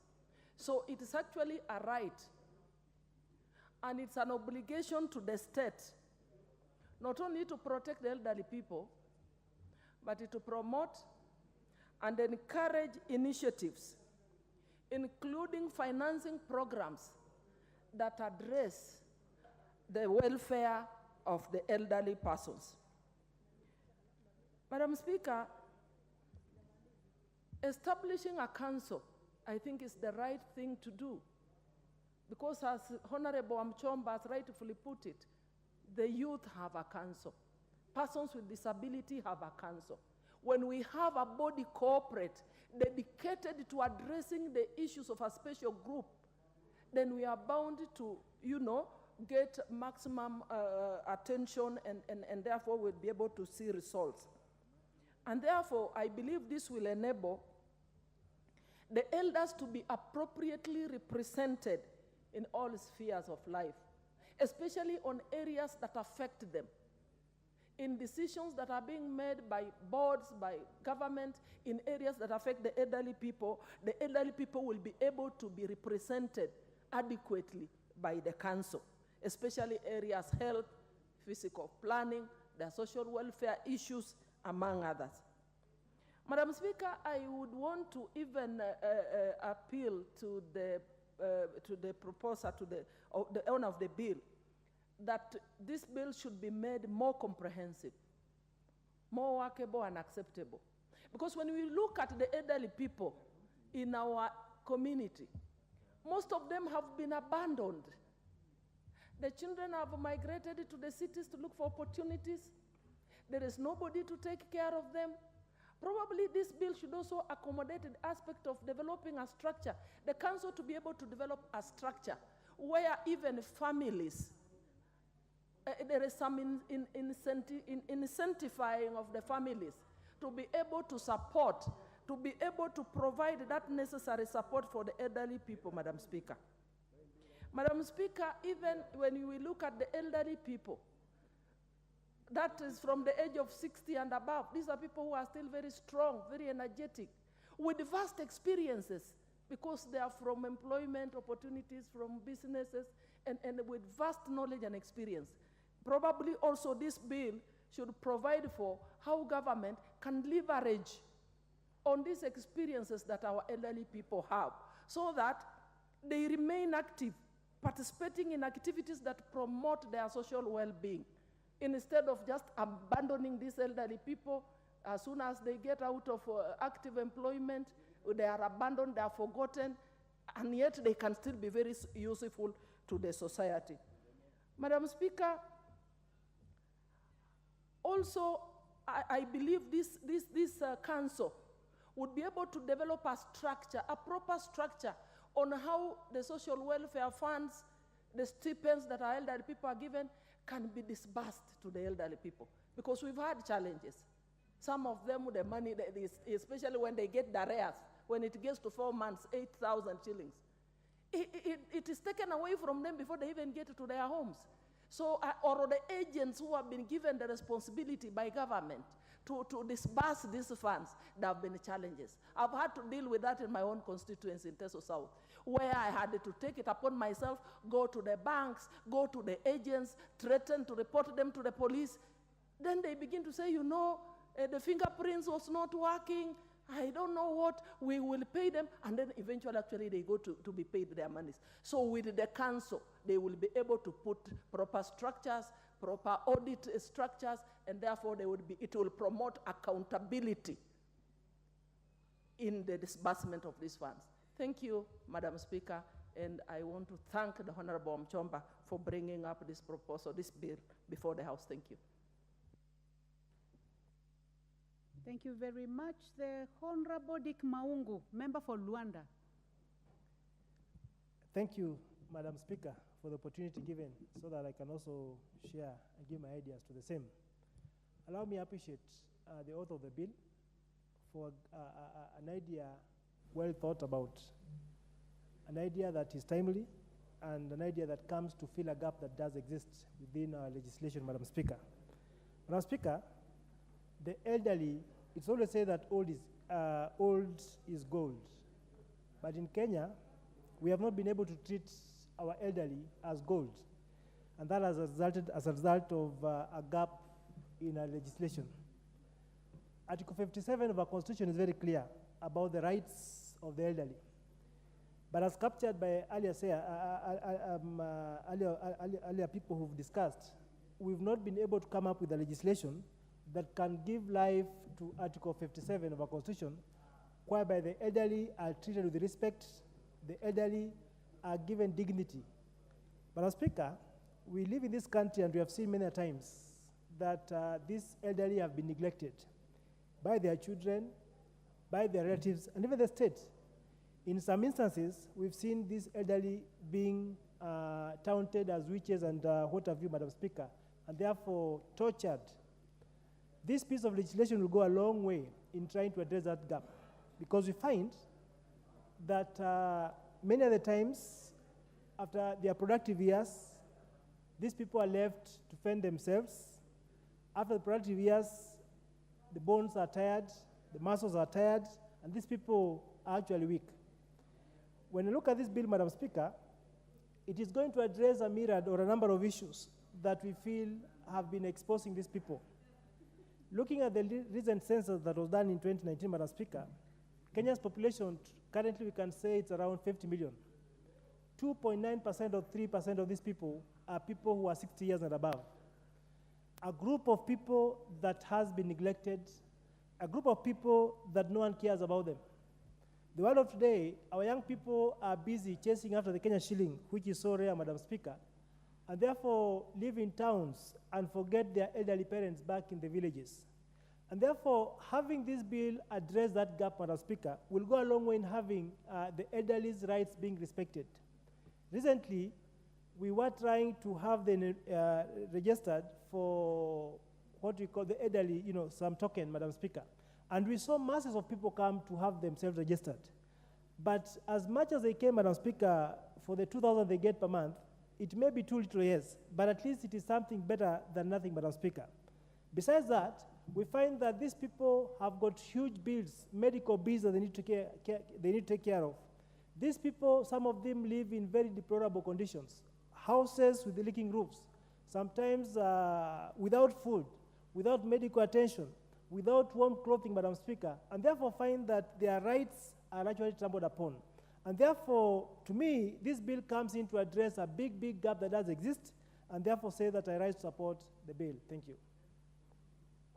Thank you very much. The Honorable Joseph Munyoro, member for Kigumo. Thank you, Madam Speaker.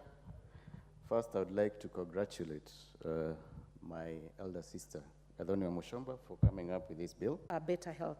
So, Honorable Speaker, I would like to call upon the House to put money into research on longevity of life, because this is the next biggest industry, and it is possible that other doctors of the world are putting money in it. Dr. Sinclair is putting money in it in the United States of America.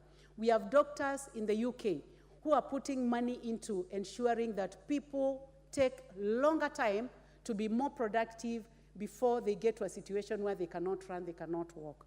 So as I support this bill, I would like to thank the government for ensuring that the money for the elderly is coming in a regular manner. But I would also like to call for increment of that money, because 2,000 shillings, Honorable Speaker, with the current economic situation, cannot really buy much. So if this money can be enhanced so that they are able to buy something, or even buy more so their medication, this will be a move in the right direction. So congratulations, Honorable Adjournment Mushomba, and thank you, Honorable Speaker, for giving me a chance to put my voice in this. I'm made to understand that Naomi Wako, although her name appears on the screen, had already seconded this motion, so we'll have to go to the Honorable Beatrice Kemei.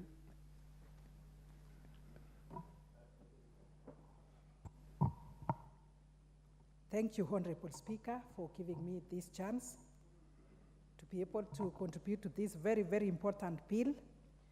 However, when I looked at the bill in the screen, the title, I was not able to get exactly what it was talking about.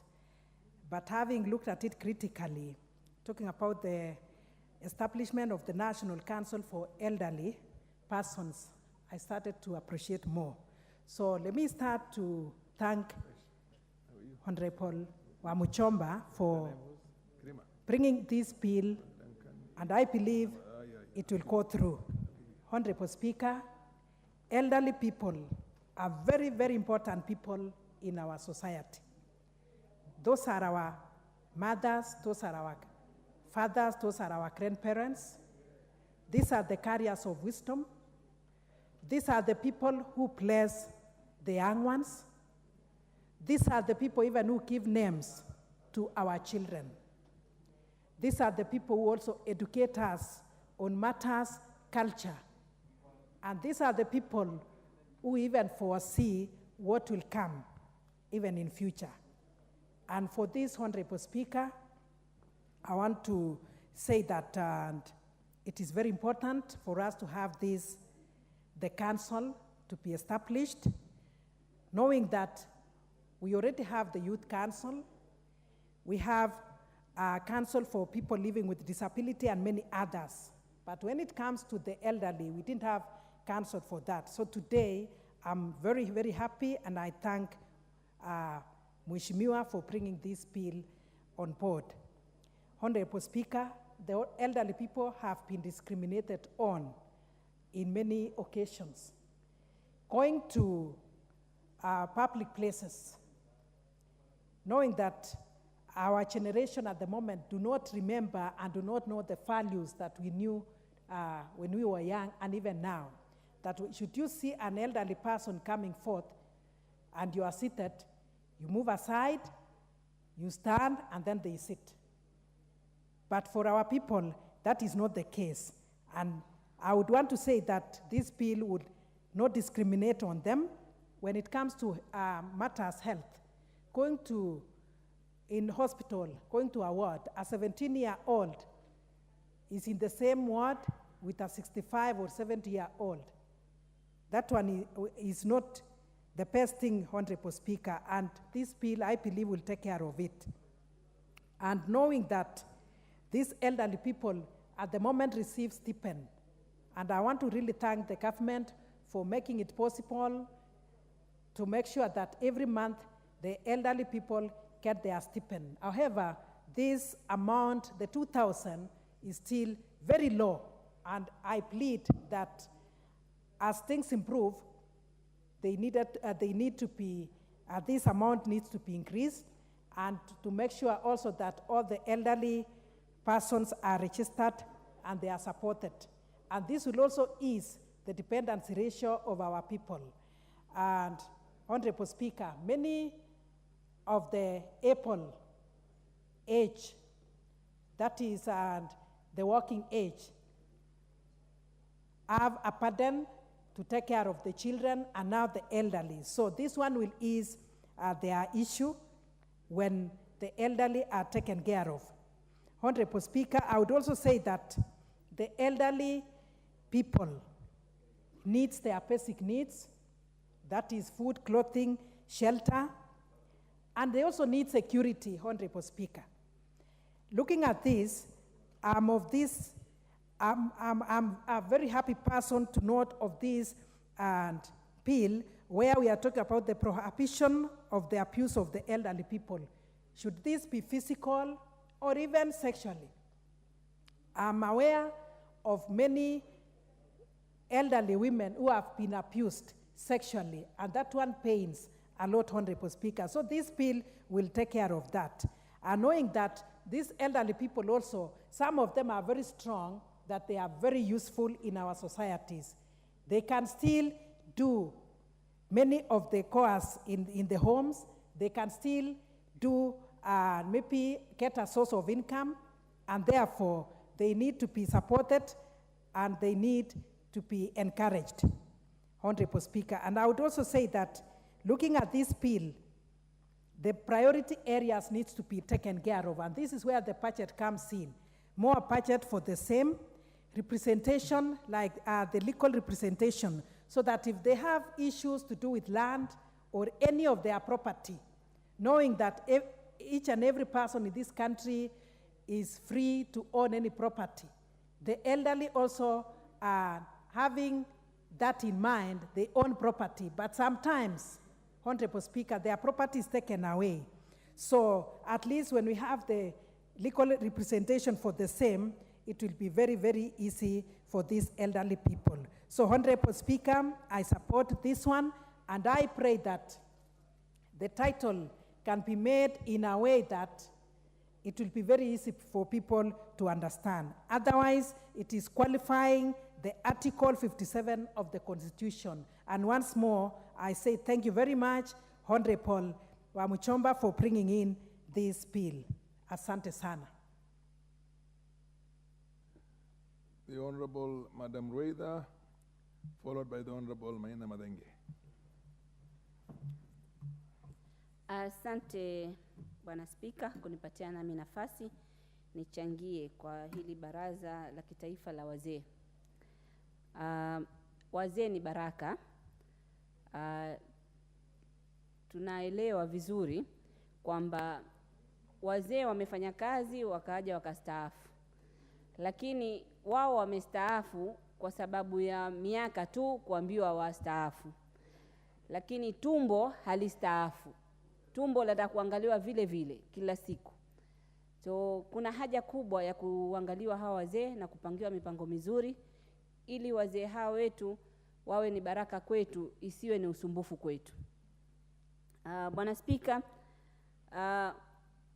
wazee ni wale watu wanafaa kuchukua kuwa kwamba wamefanya kazi za nguvu, kupoteza nguvu zao, wanafaa kuangaliwa vizuri, ni wakati wao waangaliwe.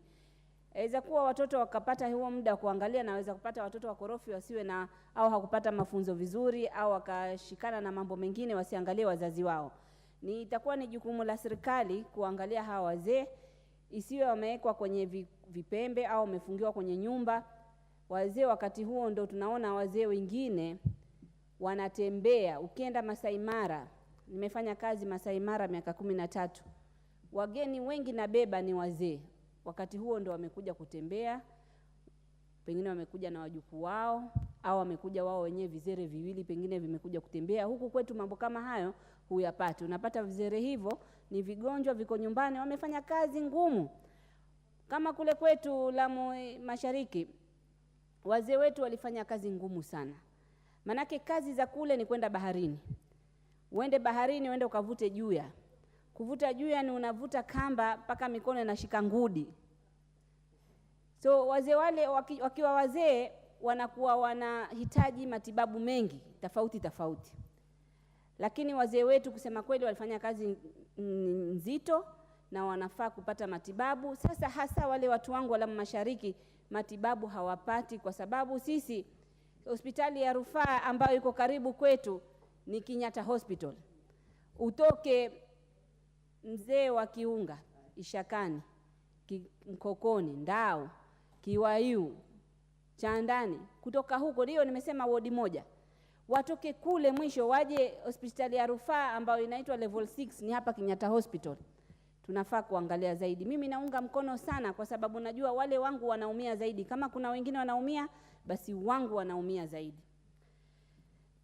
Bwana Spika, kuna culture au dasturi za watu wengine au kitamaduni wanachukua wazee wanaofanya sasa kama ambaye washamaliza kazi yao hawafai tena. Hizo ni laana na serikali inafaa iangalie kwa karibu wale watoto ambao haangalii wazazi wao au jamii pia ambao hawapendi wazee. Hiyo mambo ya kusema mzee ni mchawi, hiyo ishtakiwe na ichukuliwe adhabu kali wapatiwe. Mambo hayo yanatokea sehemu zingine. Mtu amekuzaa, amekulea, amekufanyia mambo yote kisha unaja kusema ni mchawi kwa sababu pengine wataka ardhi yake, kwa sababu pengine watoto wake wamekushinda, unasema mzee ni mchawi. Tunataka serikali katika hiyo pia iwekwe mambo ya kuwahifadhi hao wazee, ya kuwasaidia ili mambo kama hayo mtu akifanya mmoja iwe funzo kwa wengine asiweze kufanya tena. Hii kumuita inasikitisha. Yani mzee sisi tunaambiwa, tunafundishwa tuheshimu mpaka wazee wa wengine majirani zaidi atakushinda wako. Kisha mtu upate mtu anamuita mzee mchawi, itakuwa yeye mwenyewe ndiye mchawi huyo. So itabidi katika council hii au baraza hili liangalie mbinu mbali na mambo ya matibabu na mbinu ya kuwafanya wazee au itumike kama fida wanawake washtaki na wafatilizie kesi moja ili iwe funzo kwa wengine, ili wazee wetu nao wapate heshima, wazee wetu nao waishi kama wengine. Bwana Spika, mimi Kuna wakati nilienda Singapore, niliwahi kuona wazee wanatunzwa kwa mpangilio mwingine. Kazi za taxi dereva wa taxi, zote zilikuwa ziko na wazee. Ukipanda gari unaona ni wazee. Hawa wazee mkienda ukiweka nyumbani kwa sababu ya miaka, mfano miaka 60 yeye astaafu, unaenda kumwambia aende akakae, kama hajajipanga vizuri, hana biashara, hana mambo mengi, unaenda kumwambia kaa ungoje kifo au kaa ungoje kupewa. Kwa nini kusiwe na mipango ya hawa wazee wakapawa ile hope, yani kuwapa na wao wajue, wape moyo kwamba baada kustaafu kuna mengine unaweza fanya. So kwa mtindo huu inaweza pangiwa mambo fulani mazuri ambao wazee kila wakati watakuwa wakienda na wakiendelea na maisha. Bwana Spika, nilitangulia kusema kwamba wazee ni baraka na wazee wanastaafu lakini tumbo halistaafu. Kwa hivyo nataka niombe kuwe na mikakati ambayo itachukua hawa wazee ili waendelee kufanya kazi hata kama ndogo ndogo, kama wamekosa zile kazi zingine, lakini wapewe kazi zingine wakiendelea, wakingojea. Manake sisi tunaambiwa watu wanaona kama ni after 60 ndio wanaenda wanakaa wangoje kufa. Kufa ni ya Mungu. Sisi mzee anaweza kufa kijana, anaweza kufa mzee. Lakini tukiwaacha tu wakae hivyo haitawasaidia. Asante Bwana Spika. The MP for Nyeri Town, Madenge, followed by the MP for Buri. Thank you, Mr. Speaker. Mr. Speaker, I want to add my voice to congratulate the Honorable Gathoni Wamoshoba for the timely presentation in the Parliament of this bill to give life to Article 57 of the Constitution.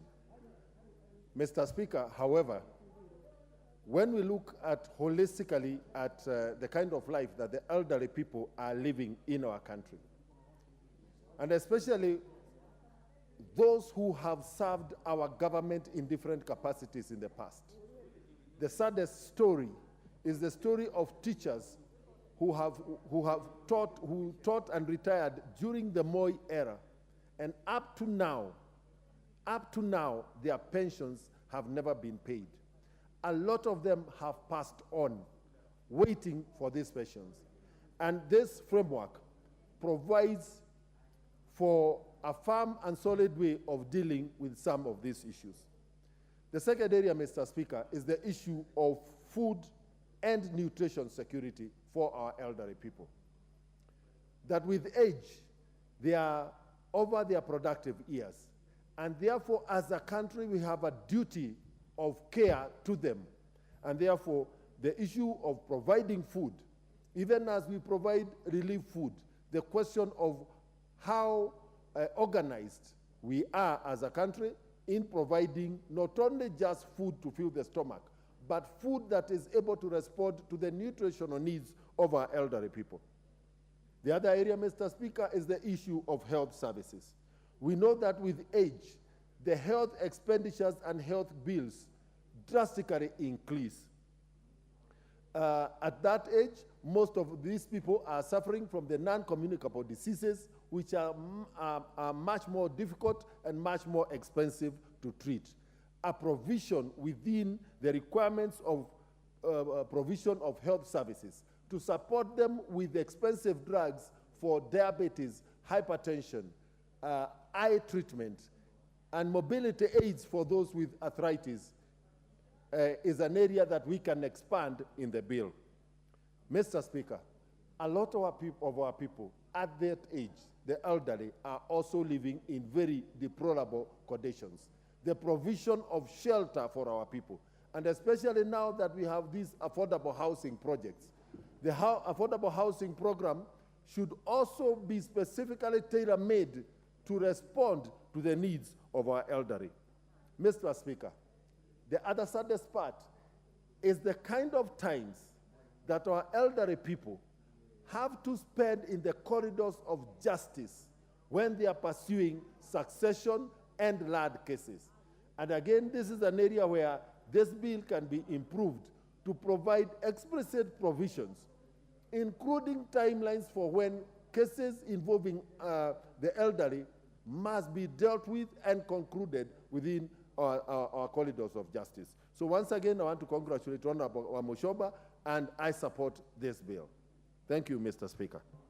The MP for Buri, followed by the MP for Bondo. I thank you, Mr. Speaker, for this opportunity. Followed by the MP for Central Imenti. Yeah. I thank you, Mr. Speaker, for giving this opportunity. I rarely agree with Honorable Gathoni Wamuchomba on many things, but on this one, I truly agree with her. Mr. Speaker, this bill has come the right time. We cannot leave our senior citizens behind as we move forth. Why? Because they gave birth to us, they fought for our freedom, they took us to school, they worked for us, they are farmers, civil servants, etc., etc. Mr. Speaker, these people are the foundation of our society, and therefore, this bill, as it is recognized in the Constitution under Article 57, they have a right like any other Kenyan citizen. And having benefited from them is the right thing that we can do, is to give them comfort in their last days on earth. Mr. Speaker, this bill is going to improve the living conditions of our elderly citizens. Mr. Speaker, we all come from rural areas and even urban centers. It's as like these people, they are not treated like anybody else. We have been talking of civil servants, members of parliament, teachers, etc. This is a very strong constituency of Kenyans. They need attention in terms of medical facilities. They need attention in terms of feeding programs. They need to be recognized by the society and even by the government. They need social comfort, Mr. Speaker. If you visit US, UK, the developed world, you always find home for the elderly. And the state takes full responsibility of these senior citizens. I think Kenya is mature enough now to recognize and to move forward in ensuring that our senior citizens have the best of everything. Mr. Speaker,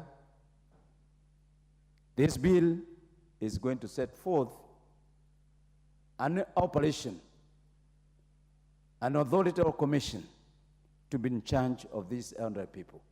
And I agree that money must be put and adequate money must be put. I also agree with the incoming Madam Speaker when she said that we need to institute research on the elderly. I totally support that. Now we need statistics every year generated through Kenyan Bureau of Statistics to determine the number of people according to the age classifications and specifically those over 70 years. It is through that we will be able to know the kind of resources and distribution of those resources that the government need to put in place. Mr. Speaker, we as a House, we need to apologize to the elderly because there is a line item on the amount of money being allocated for the elderly has never been given significant attention in this house. And moving forward, is my view and my conviction that we need to put more money for the elderly. I agree the 2,000 shillings, even in terms of value, is not adequate. I think this minimum people they need to is 5,000 every month. So, Madam Speaker, as I congratulate Madam Kadhonwa Mushomba, let's also remind ourselves, as a society, we have failed. Many people rarely go to take care of their parents. Many people rarely go to the rural areas. Once we vacate the rural areas, many of us rarely go back. I challenge the Kenyan society today that we need to make it compulsory. Every person must take care of his or her parent.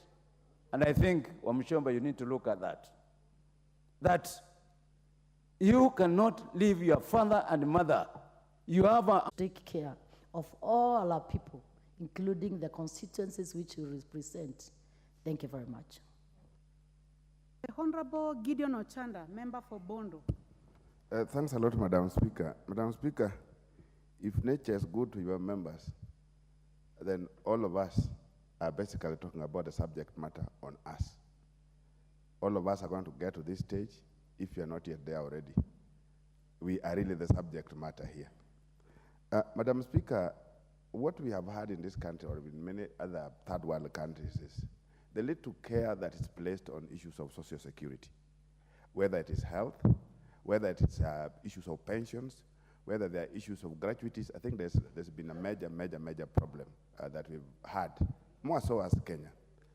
At the moment, you can categorize elders in very many ways. There are those who are old because of age and they have not been in any skilled service. There are those who have been in skilled service. There are those who have been really professionals in terms of what they have been doing before. But on retirement, they are either are looked at the same, yet many retire, but they are never tired. You look at the kind of problem we have, particularly in education now with the teachers. I know parents are paying for close to half of what TSC is paying in the name of BOM teachers or board teachers. Yet, each year, there are very many people, many professional teachers who retire at 60. And then you realize that between 60 and 70, many of them still have the energy to engage. And that happens also even with other different professionals, including those who are in the disciplined services. We have clear arrangements like in the veteran organization, veteran programs, that really give space for those who retire to engage differently. And you know, once you retire and retire to nothing, chances of you dying much more faster are higher than when somebody retires and retires to some engagement. Retiring to something that still engages you, retiring to say that you appear like you have not retired, your life gets a little bit enhanced. Yet we are in a situation now where elders are operating or surviving in all manner of odds. The returns in terms of what they are doing is been reducing. Cultures are changed. Many communities are no longer placing elders where they were before. Pensioners, their money gets down with age.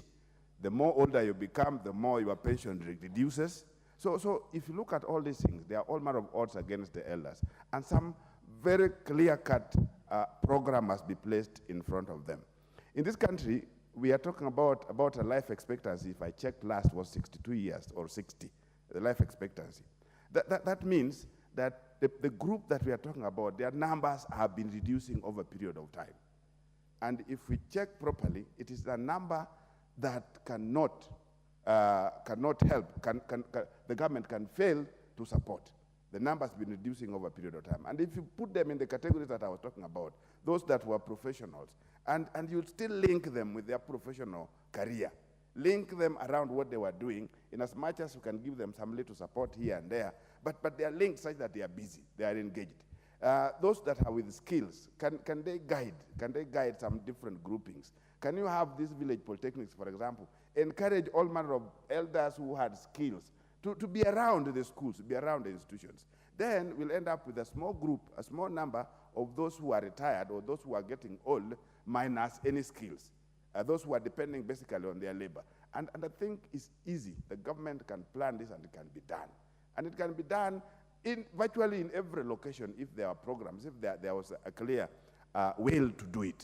These people can be in homes, these people can be in their own homes, but there's an arrangement where they can eat, they can be serviced health-wise, they can get different... what I learned the other day that brings most of these elders down is basically food, water, because some of them can't wash their clothes, and then the disease, small little diseases, bring them down. So, Madam Speaker, I think with a clear programmatic approach, we are able as a country and as a government to take care of our elders beyond what we are doing at the moment. 2,000 with the kind of life situation that we are in is not enough. And even if it were enough, the way it is disbursed is so absurd. And the kind of a data that we've been picking for the last 3 or so months, I think there's a problem sometimes in this country. Just counting how many are 60 plus and above is a challenge. The other time we have failed, in fact we have failed more than 10 years now, just to identify indigents that were supposed to be supported under universal health cover. I think there's a big problem in this country, Madam Speaker, that needs to be sorted out. I support.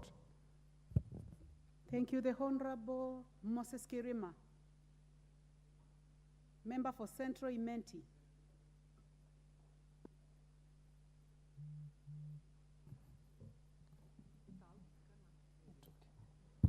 Thank you, Madam Speaker, for giving me this opportunity to contribute to this important bill brought by my colleague Adoni Mochomba. Madam Speaker, this bill is timely, taking into account that the population in Kenya, especially the aging group, is increasing in number due to improved medical facilities and improved dietary values which Kenyans are accommodating these days. It's their time that we should think of how to take care of the aged ones, taking into account that each and everybody plays to reach her old age. In developed countries, aged people are valued so much in a way that when the government is making policies, it usually consider them and give them value for what they had contributed during their early days, up to and including giving them mentors, recognizing them as veterans, and all kind of adulations to at least recognize their previous contributions to the welfare of the society. And that's why in Kenya, as we speak, the aged are not given priority so much, because at no time when you find that the government is having a policy of the aged, at no time when you find that the aged are given value of any kind other than the stipend of only 2,000 shillings per month, of which also rarely reach all of them. I do remember, like my mother, who died at the age of 89. She had registered for this stipend of 2,000 shillings, but she never received it until she went to the grave. And not alone, I'm just giving us an example in the village. There are many who do not even get that 2,000 shillings. Many intermediaries and many brokers in between the government and the banks where this money is channeled through get in between, and the money never reach the right people, but a certain percentage get it. So, Madam Speaker, my contribution is that the government should take or should be serious when addressing aged people issues, to the effect that if you go around the country now, you find many organizations, particularly individuals, coming out with old, aged people homes to take care of them. For the society has changed. It's not like the ordinary African society we used to have, whereby the youth or the young ones were taken care of by the aged with the hope of reciprocating the same at a particular time of age, whereby the young ones used to feed, light the fire, take care of the aged, but things have changed. These days, if the youth have a chance, they even dispose the properties of the aged ones, and they leave the aged ones in desperate and in destitute. So this bill is timely, and it's my prayer that when it comes to addressing the issues, as it comes to implementing this bill, we should consider the homes which are being established. Where do these aged ones go at a particular time when they are unable or when they have nobody to take care of them at their homes, when they cannot be able to feed themselves, when they are abandoned by their siblings in the rural areas and the siblings are moved to the urban areas. With those few remarks, I hereby support the same bill. Thank you, Madam Speaker. Thank you, the Honorable Shakil Shabil. And it is important to note that your card has not been working. Yes. Honorable members, also the card for the Honorable Kenga Mupe. I have seen you there since we started and your card is not indicating anywhere. So I'll be giving you a chance at some point, Honorable Kenga Mupe. Thank you, Madam Speaker, for indulging. As you said, some of these cards are not working. We sit here in the hope that they are recording, but they're not. And I hope that the Sergeant at Arms and those who are looking after this august house will have these machines serviced. Madam Speaker, I speak from a position of knowledge. In my earlier days, and even now, we set up a home for the elderly in England. That home had worked for something like 30 years. My family worked very hard, and even my sister-in-law was even awarded by the Queen for the work she did for the care of the elderly. So elderly in our family is in our genes. In our culture, the African culture, the Kenyan culture, even mine, whether the Luo culture, not only do we are meant to respect the elderly, but we also respect the spirits of our ancestors, which is even going further. The elderly are very much part and parcel of our society.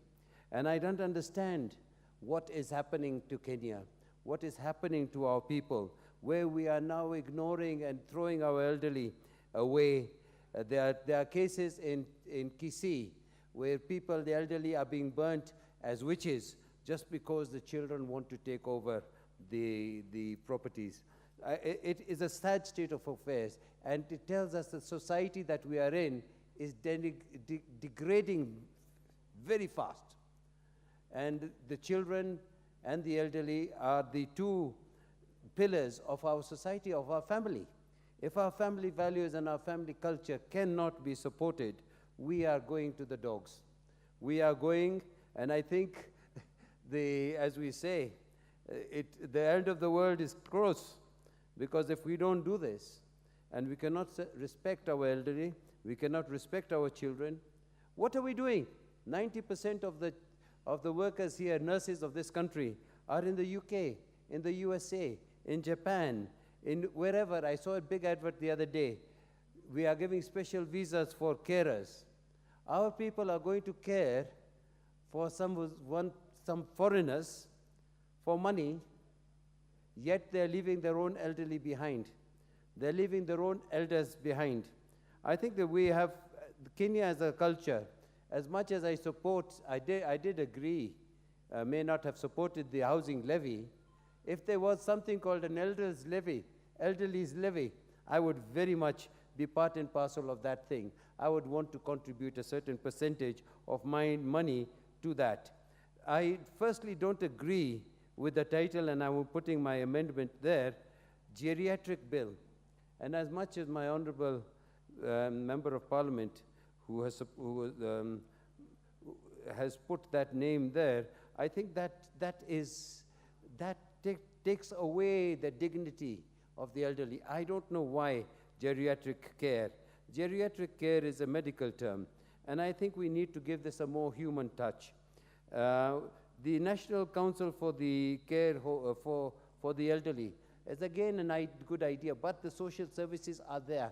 There is a directorate. I don't see why we need another national council. Everybody will come. The CEO will want a four-wheel drive. They will need this. They will need that. This will take up a lot of money. I think there's a directorate for the elderly, which we can form very much within there and allow the directorate to hold. The directorate for the, we also need some sort of format or rules of what elderly care requires, whether there is care home for the elderly, the residential care home, the daycare centers, the community health. Madam Chair, Madam Speaker, when we ignore our children and don't send them to primary school, we commit an offense. I would suggest that we look at an offense, that if we do not take care of our parents, we would be committing an offense. The stipend of 2,000 is a joke. In my constituency, over 200,000 people, no, less than maybe 100, 120 get this 2,000 when they get it. Sometimes it takes 6 months. And then those are also stolen by other conmen and other people who come, even their grandchildren, who take the money away. The abuse of the elderly has been there. We have taken no action right now on that home that took place the other day where they've been beating up the elderly. And I think this is very important, that not only this, but we must have a framework so that we can put what is called effective action. Madam Speaker, the president of Rwanda about 10 years ago taught me this, that this is very good to have vision, but vision without implementation is hallucination. We hope that this geriatric bill, or what we hope to change the name, will be able to put in force immediately. It is passed, some structure, some format, some template, so that we can have we have the directorate, or whether you call it the National Council, whatever we call it, to help the aged. These aged are quality people. I have some people who are professors. Professor Bethel Ogot, for one. He's nearly 95 years old, but he has got the brains better than me. I myself, Madam Chair, I'm 70 years old, so you'll call me an elderly soon. Where will I go? Is an elderly home for old parliamentarians? I don't know whether, I know there isn't. But what do we do with our old parliamentarians? I've seen some of them who have been leaders sitting at home, rotting and doing nothing. Even the pension that they get is peanuts. So I think what we need to do, the elderly must be cared for as a priority. The children must be cared for as a priority. Long gone are the times where I think in Europe now, people take care of their cats, people take care of their dogs more than they take care of their own family. Because we go from here at a cost to go and take care of the elderly, clean them up. They are not all elderly, are not senile. The all elderly are not dementia. The situation is, even if they are senile, even if they are dementia, and even if they are looking like mad, they were here. They have a right to this country, more right than the young, and more right that they have been there in the fight for this independence of this country. I hardly see an elderly person being given any recognition. I mean, Didion Kimathi, for one, the old who passed away, his own wife was not treated well. And there are so many who are not treated well. The elderly must be given recognition by the state, recognition by the county governments, recognition by the authorities. I was in Germany and I wanted to get on a train, and I was buying the ticket and I was told, no, you are elderly over 65, you don't need a ticket. I still wanted to buy. I went to an orchestra and I wanted to pay. They said, no, yours is half price. What happens here in this country is they charge you even more. If you're on a matatu and you're an elderly, they charge you even more. So I think I do recommend, I support very much this bill. I do urge my members of parliament, let us look at this, let us strengthen it, let us give it, give it the bite that it requires, and let's look after the elderly the way they looked after us in our youth. Madam Speaker, thank you very much for indulgence, and thank the House, and I thank the sponsor of the bill. Asante sana, thank you. Thank you very much. Honorable members, you may choose to speak for 5 minutes. I'm saying you may because we did not limit time at the beginning of the motion, so that a few more of you can speak, because I'm just looking at the screen and many people have expressed interest. We will now go to the Honorable Andrew Okome, member for Karachonyo. And I'm informed that you are the most senior in terms of age. Yes. So you may have something to say about this.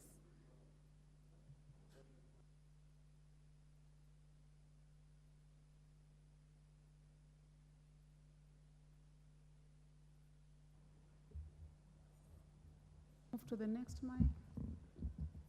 Madam Speaker, thanks so much for giving me this opportunity. And when I want to contribute to this motion, Madam Speaker, directly in front of you and on my left, I see a very noble writing saying, this house is for the welfare of society and the just government of the people. Our elderly are part of our society, right from the family level, community level, up to national level. I'm very happy that this bill is trying to address very seriously the issue of the welfare of our aged. Madam Speaker, a society that cannot take care of their aged, I would say it's a sick society. It is an unjust society. It is non-caring society. I know this house is not for that. And based on what I've just said, I automatically support this motion. If a council is created that will be taking care or looking after the care of our aged, we will have established a system that can even make longer the lives of these aged people we are talking about. Knowing that Kenya cares for them is medicinal. It cures them, it strengthens their lives, it gives them good health, it increases their lives. That's why the creation of this council will be a very important step. And then this society will also be taking care of this age through possibly the family as the beginning. Because the family knows this particular aged person we are talking about more than any other person. We need to know more, or the council needs to know more of what's happening with this particular aged person through the member or through members of the family of that aged person. And then we progress to the community as a whole, so that the community can also be encouraged by law to ensure that the aged in their community do enjoy the remaining part of their lives. We can then progress until we reach the nation where the council is. And when we talk of taking care of the aged, Madam Speaker, we are not just talking of financial provision to the aged. We will be looking at the shelter of the aged. We know some of these aged do not even have shelter. They don't have houses. The nation can ensure that this essential requirement in life, that is the housing, is provided to the aged person. In this shelter or the house, if this person has it, the aged has it, we can progress to find out whether he can eat in that house. It is important. And the person who knows this best are people who are within the family of that aged person. Whether nuclear family or extended, they have better knowledge of knowing whether this person is going with no food at all in his house. Madam Speaker, we can then proceed on and see whether this person really enjoys his life without people coming to molest him or harm him in any way. That again can only be done starting with a grassroots areas like I've said. I feel this bill is good. It is going to help us address the needs of those in the age bracket we are talking about. It is time for us to support a bill like this and ensure this bill succeeds so that we can be able to pride ourselves when we watch our aged and see them healthy, happy, and doing well. Once a situation like that is on in our society, then we can be able to justify what I started with, that is written on my left and in your front, that this House, and therefore Kenya as a whole, is for the welfare of our society and the just government of our people. Madam Speaker, I rest my case. Thank you. The Honorable Dorothy Ikiara, nominated member. Thank you, Madam Speaker.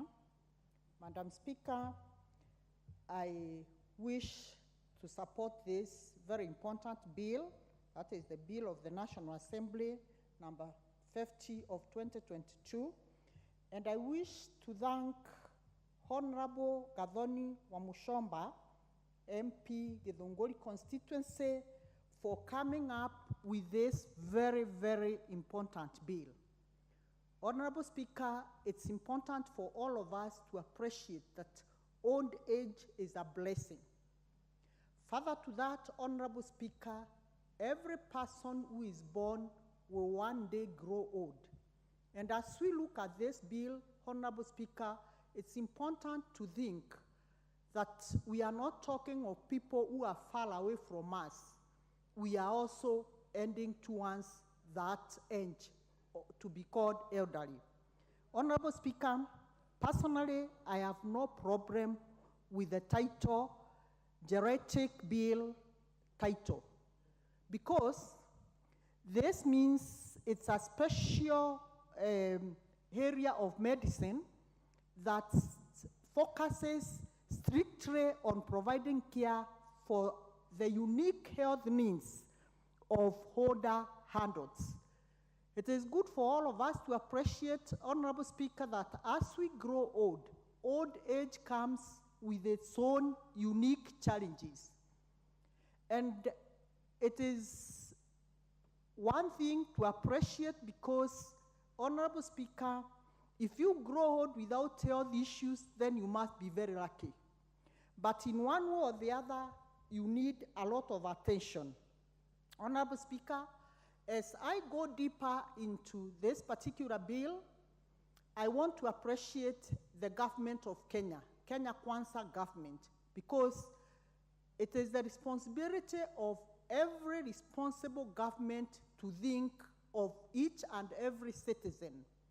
And I want to appreciate the Kenya Kwanza government as put in measures already to start looking into the matters of elderly people. The government has initiated the healthcare workers, and the work of these healthcare workers is to go around the villages, and I'm sure the target of the healthcare workers is to actually attend to the elderly, because the young people can walk to the nearest health centers.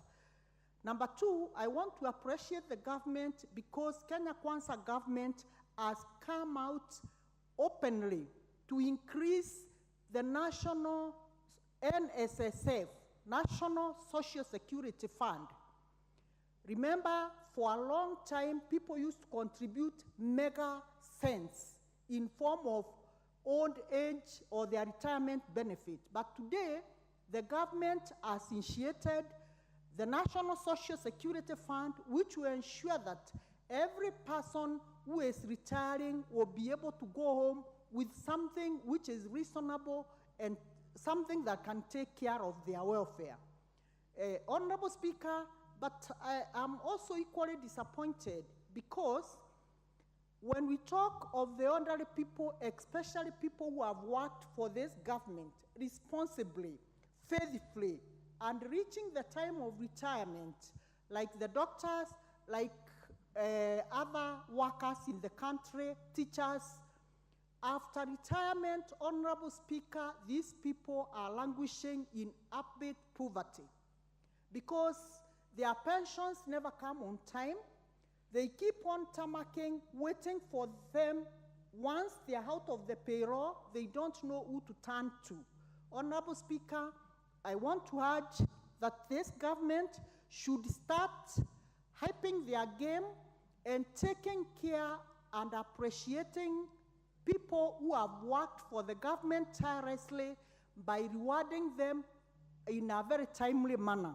Having said that, Honorable Speaker, I want to say this particular bill is coming up to establish a council that will ensure efficiency in provision of services to the elderly. Honorable Speaker, it's good for all of us to note that families now are growing smaller. Our families are shrinking. Some years back, parents used to have 5 children, 6 children, and some would be stationed at home and they would oversee their parents at old age. But the families of these days, they are so small that you cannot you can't ensure that all your children stay at home to take care of you. So this council, Honorable Speaker, when established, it will have a responsibility of ensuring that they have a data and they know where each and every elderly person is and know even their needs. Honorable Speaker, this particular council will be also entitled to ensure that when money is disbursed to the elderly, unlike today, where every person who is the people who are in charge of this elderly cash transfer, we don't know if the money reaches the right people. But when we have a council which is in place, there will be mechanism to ensure that even if the government is giving stipend to these elderly people, this money will be able to reach them on time. Honorable Speaker, it is important for all of us also to understand that this bill, if it goes through, we must have a funding. Because, Honorable Speaker, there is no way we can have taking care of the elderly when we don't have adequate funding for them. And this adequate funding will ensure that we not only accommodate the elderly in very special homes, keeping them, we also are able to provide nutrition, proper nutrition for them, Honorable Speaker, because if we go to the families of the elderly people, you realize most of them are not sick. Most of them are lacking proper nutrition. And this proper nutrition can only be provided for by the government. And this is where we have made a mistake of assuming that old people can be able to go source for their own food. So if we can get a mechanism and a way of ensuring that... Well, what is out of order, Honorable KJ? Madam Speaker, it is not in my interest to interrupt my teacher, the Honorable Ikiara. However, Madam Speaker, I want to know if I would be in order. Noting the journey that this bill has gone through, this bill was actually introduced in the last session, in the last parliament, Madam Speaker. And I'm seeing a golden opportunity this afternoon for us to be able to finalize on this bill so that it can be proceeded to the next stage. And Madam Speaker, I know there is a lot of interest to speak, but listening to the House all this morning and even up to now, I can tell there is great support for the bill. And I'm sure even members will be keen for it to proceed into the third reading so that we can be able to expand with this business so that the implementation starts soon as possible. So, Madam Speaker, I wanted to know if I would be in order to invoke Standing Order 95 so that we take this beautiful opportunity to have the mover reply so that we can proceed to the next level, other than postpone this business to a later session when we don't know if this bill will be concluded. And Madam Speaker, I would invoke if you would agree with me, I would ask the mover to also be magnanimous to donate a few minutes to the members who had shown great interest to speak as she is replying, but we can take advantage of this opportunity we have to move this bill forward. Madam Speaker, that is the point I wanted to raise. Thank you very much, Honorable Kerry. What you are saying is quite in order. I will be calling upon the mover to reply at some point, and I hope you'll be magnanimous to share the minutes that you have for replying to the many members on the screen who would like to make a comment. But for now, I'll give you a minute. You had 1 minute left. Make it 1 minute. Conclude. From there, I would give this opportunity to the Honorable Kengamupe after. Thank you, Madam Speaker. As I conclude, Madam Speaker, I want to say funding through the years has been inadequate and it has not been sufficient enough to accommodate all our elderly people. And with the council coming in, we shall have proper figures of how many elderly people we have, and this will enable the government to fully support and take care of our elderly people. Madam Speaker, I also want to say, with the government affordable housing, even our elderly people who have nowhere to stay, because we know the basic needs in life are food, clothing, and shelter, we can be able to accommodate them somewhere so that the government can take care of them from a central area. Honorable Speaker, I want to urge Madam. No, I just realized that the Honorable KJ has also lost his opportunity to speak on this motion. You just lost the opportunity. You raised that the mover be called to reply. So now I will go to the Honorable Susan Duyo. She has really been waiting. Member for Tharaka Nithi.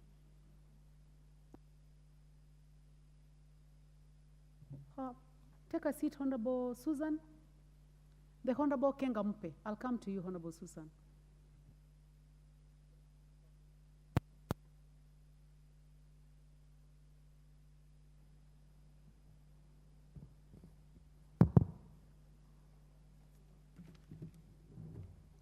Asante Mheshimiwa Spika. Mimi nami nasimama kuunga mkono huu mswada wa kuweza kubunishwa kwa baraza la kitaifa la wazee. Nichukue fursa hii pia kuweza kumpongeza Mheshimiwa Gathoni wa Mchomba kwa kuweza kuleta mswada huu wa maana katika ili bunge la kitaifa. Mheshimiwa Spika, nataka niseme kwamba katika utamaduni wetu wa Kiafrika tunatakana tuheshimu wazee, kwa sababu wazee katika jamii ni wazee ambao ni kioo katika jamii. Na ndio maana nataka kusimama hapa na mimi nikiwa mbunge wa Rabai nikiunga mswada huu, kwa sababu wazee wetu ambao wote wamefikisha umri wa miaka 60 kule katika vijiji, wazee hawa wanatengwa, wanabaguliwa, na ni wakati mwafaka kama huu wazee kama hawa waweze kupata msaada. Mimi naunga mkono mswada huu nikisema kwamba serikali itenge hazina ya pesa ambayo itahakikisha kwamba wale wazee wote ambao wako na miaka 60 wanawezeshwa ili waweze kukimu mahitaji yao ya kimaisha. Wazee kama hawa pia waweze kupewa bima ya afya ili waweze kuhakikisha kwamba wazee hawa wanapokuwa wamegonjeka wawe wanaweza kwenda hospitali kupata huduma bila kulipa pesa zozote. Mheshimiwa Spika, pia niseme kwamba hawa wazee wanastahili pia wawe wanapewa chakula. Hawa wazee wamekuwa ni kioo katika taifa, ni kioo katika jamii. Mheshimiwa Spika, nataka niseme kwamba katika eneo bunge langu wazee wale wote wamefikisha miaka 60 na kuendelea wamekuwa wanaitwa wachawi, na inafikia wakati kwamba wazee hao wanauawa kwa sababu ya kuweza kupokonywa rasilimali zao. Mheshimiwa Spika, niseme kwamba katika eneo bunge la Rabai niko na wodi ambayo inaitwa Mwawesa. Kuna vijiji kama vile Bwagamoyo, Ngare, Ngindo. Ni vijiji ambavyo kufikia leo, Mheshimiwa Spika, kuna wazee zaidi ya 100 waliweza kuuawa kwa sababu ya taaluma ya kwamba hao ni wachawi. Kwa hiyo Mheshimiwa Spika, mimi nasimama hapa nikisimama hapa naunga mkono kikamilifu kwamba baraza la kitaifa la wazee litakapokuwa limeweza kuundwa, wazee kama hawa wataweza kutetewa rasilimali zao.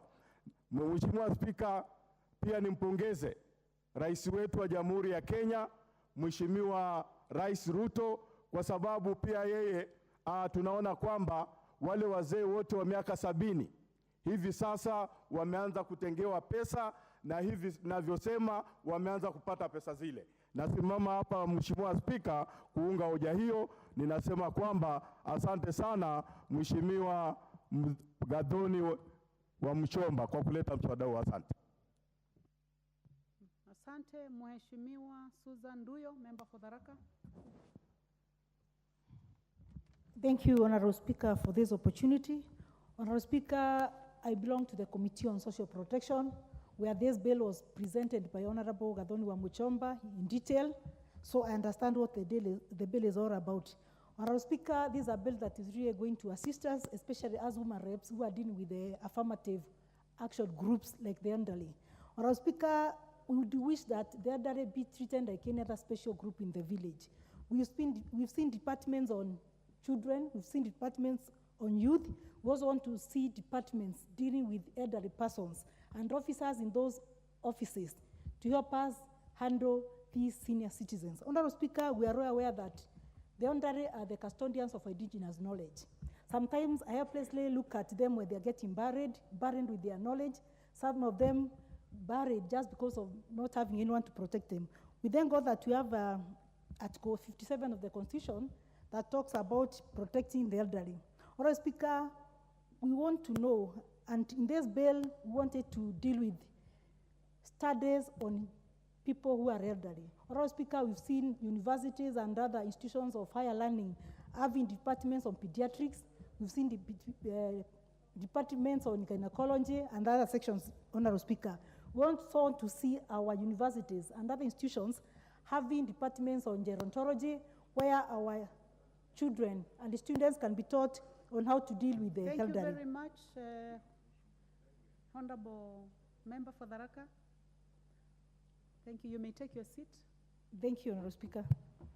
Honorable members, the Honorable Member for Geriatric rose on his feet and quoted Standing Order number 95 and indicated that we call upon the mover to reply, and I would like to put this to the House. Is it the mood of the House that I call upon the mover to reply? As many as are of that opinion say aye. Aye. As many as are of the contrary opinion say nay. Nay. The ayes have it. So, Honorable Wamushomba. Wamushomba, please proceed. Thank you, Madam Speaker. And you can choose to be as magnanimous as possible. You have 10 minutes. I will try to align to the new name that the people of Githunguri has given me. They are calling me the mother of the sub-county, so I am going to also adopt the name today and say I'm going to be the mother of the hour. And being the mother of the hour, then I want to donate my time to the honorable members who have been here patiently, wanting to give a positive support to this bill. And I wish to donate my time to one Honorable Fred Ikana, MP for Shinyalu, who is seated with me here. 3 minutes. I would want to consider the Honorable Phyllis Balto, or Honorable Phyllis Balto is the MP for Moiben. 3 minutes. Honorable Tai Tumu. The Honorable Gathoni, I would like to guide that. Give them 1 minute. Okay. So that you give as many as you would like to. You only have 10 minutes. Obliged, so that Madam you can Speaker. give 8 and then possibly 2 minutes for you to continue. Obliged, Madam Speaker. So I revise my time to Honorable Fred Ikana, 1 minute. Honorable Phyllis Balto, 1 minute. Honorable Jerry Minor, 1 minute. Honorable Tai Tumu, 1 minute. Honorable Kate Omanyo, 1 minute. Catherine Omanyo.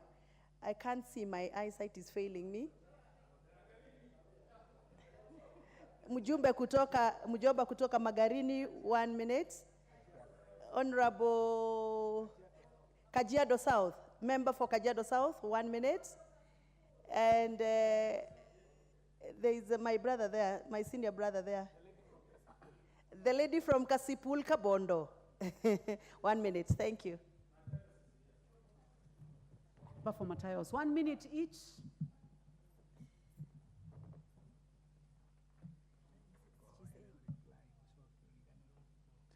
Asante. Mheshimiwa Spika, asante kwa nafasi hii. Ningependa kuchukua fursa hii kwanza kabisa kumshukuru dada yangu Mheshimiwa Gathoni Wamuchomba kwa kutuletea mswada huu ambao unalenga kuimarisha maisha ya wazee wetu. Mimi kama mbunge wa Shinyalu naunga mkono mswada huu vikamilifu kwa sababu najua wakati umefika mwafaka wa kuhakikisha ya kwamba tunazingatia masuala ambayo yatawasaidia wazee hawa wetu waweze kuishi maisha bora, ikiwemo kupata bima ya afya na pia kupata mapato angalau ya kuwawezesha kuishi maisha kama wananchi ambao wanapaswa kuheshimika. Kwa hayo naunga mkono. Asante.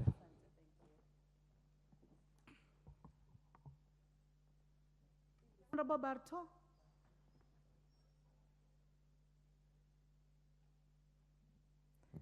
Thank you, Madam Speaker.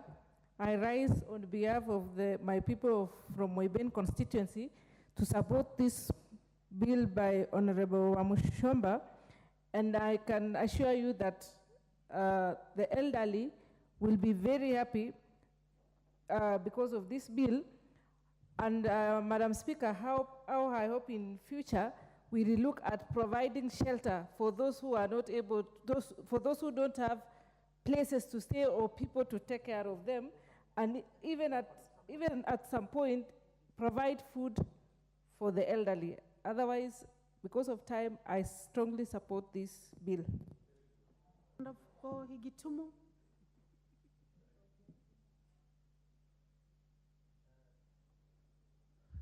Thank you, Madam Speaker. Let also support and actually congratulate Madam Wambusomba. I want to put that name correctly. It is Honorable Taitumu. Thank you for the correction. I'm now also impressed.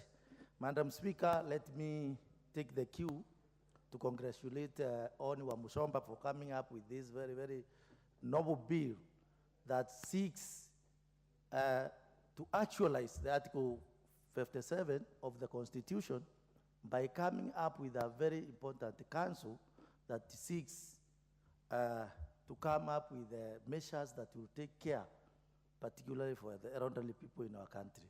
Madam Speaker, we have very many Kenyans who are joining this bracket coming from very deprived environment, very deprived background. And if this bill is really actualized, it means that these people from... The Honorable Manyo, Catherine.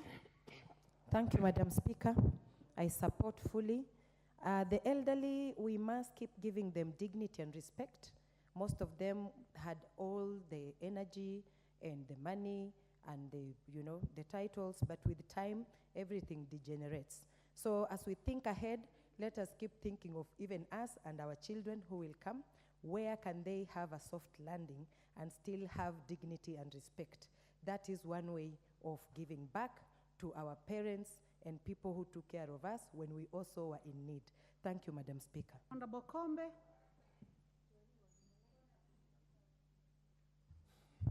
Asante Mheshimiwa Spika, na pongezi kwake Mheshimiwa Gathoni kwa kuleta mswada huu. Mheshimiwa Spika, hakika ni jambo la busara kwamba bunge hili likaweze kupitisha mswada huu na ukaweze kutimizwa. Hakika kunapokuwa na vituo vya kulinda na kuhifadhi wazee, Mheshimiwa Spika, hata baadhi yetu nafikiri wataweza kufaidi katika mswada huu. Mheshimiwa Spika, kuna wabunge wengi ambao wamekuwa wakiishi maisha ya tabu, shida na mashaka wakati wakiwa na umri wa juu, na hivi vituo hivi vitaweza kusaidia. Honorable Maina, Jerry.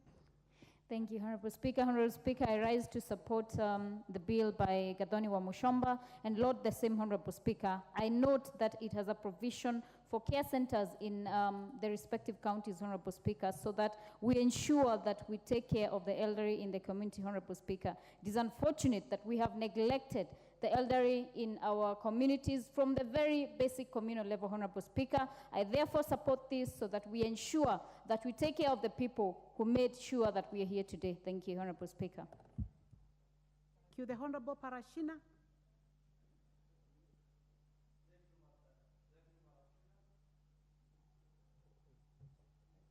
Okay, thank you, Madam Speaker. First of all, I need to congratulate my sister, Honorable Gathoni Wambusomba, the Kiambu finest. Madam Speaker, the bill has come at the right time. By the establishment of the National Council for the Elderly, one will take care of them, of that group. This is a group that have been isolated, Madam Speaker. When you talk about Kajiado South, when they are watching this bill be passed, they are very happy. It was taking care of their pockets. These are groups affected by drought. They are also affected by the issue of natural calamities, like now El Nino. No one is there to take care of them. So today they are the happiest group. Madam Wambusomba, congratulations. Honorable Obara, Eve. Thank you very much. I also rise to thank Honorable Wambusomba for coming up with this bill that is coming with a structured manner in which we can take care of our elderly people. Madam Speaker, fully aware that culture is dynamic and it's no longer possible to take care of these people within the communities, I support. Thank you. Bodaga. I'm in support of the bill, Madam Speaker. Madam Speaker, the Constitution 2010 provided for the establishment of a legal framework for the handling or treatment of the elderly, which we have really delayed to operationalize. Madam Speaker, our elderly people, including farmers, peasants, those who have worked, require dignity and require improvement of their living conditions. Lastly, the Honorable Gathoni wa Mushomba, you have 2 minutes to reply.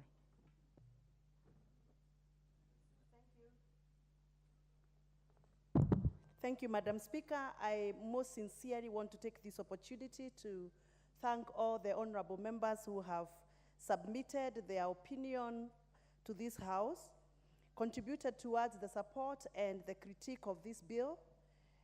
I am forever grateful. This has been a journey that I started back in 2019 in the previous parliament because of the passion I do carry for the elderly people of Kenya who have worked tirelessly to make Kenya what it is and who requires to be dignified during the delivery of the care.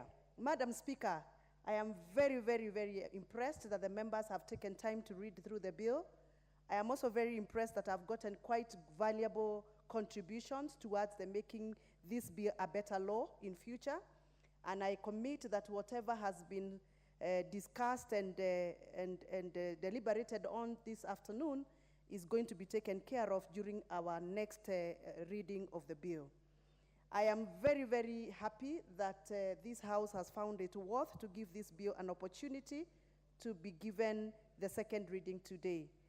As we look forward to the next level, Madam Speaker, I request for the deferment of the putting of the question pursuant to Standing Order number 53, Section 3 of the Standing Order. Thank you.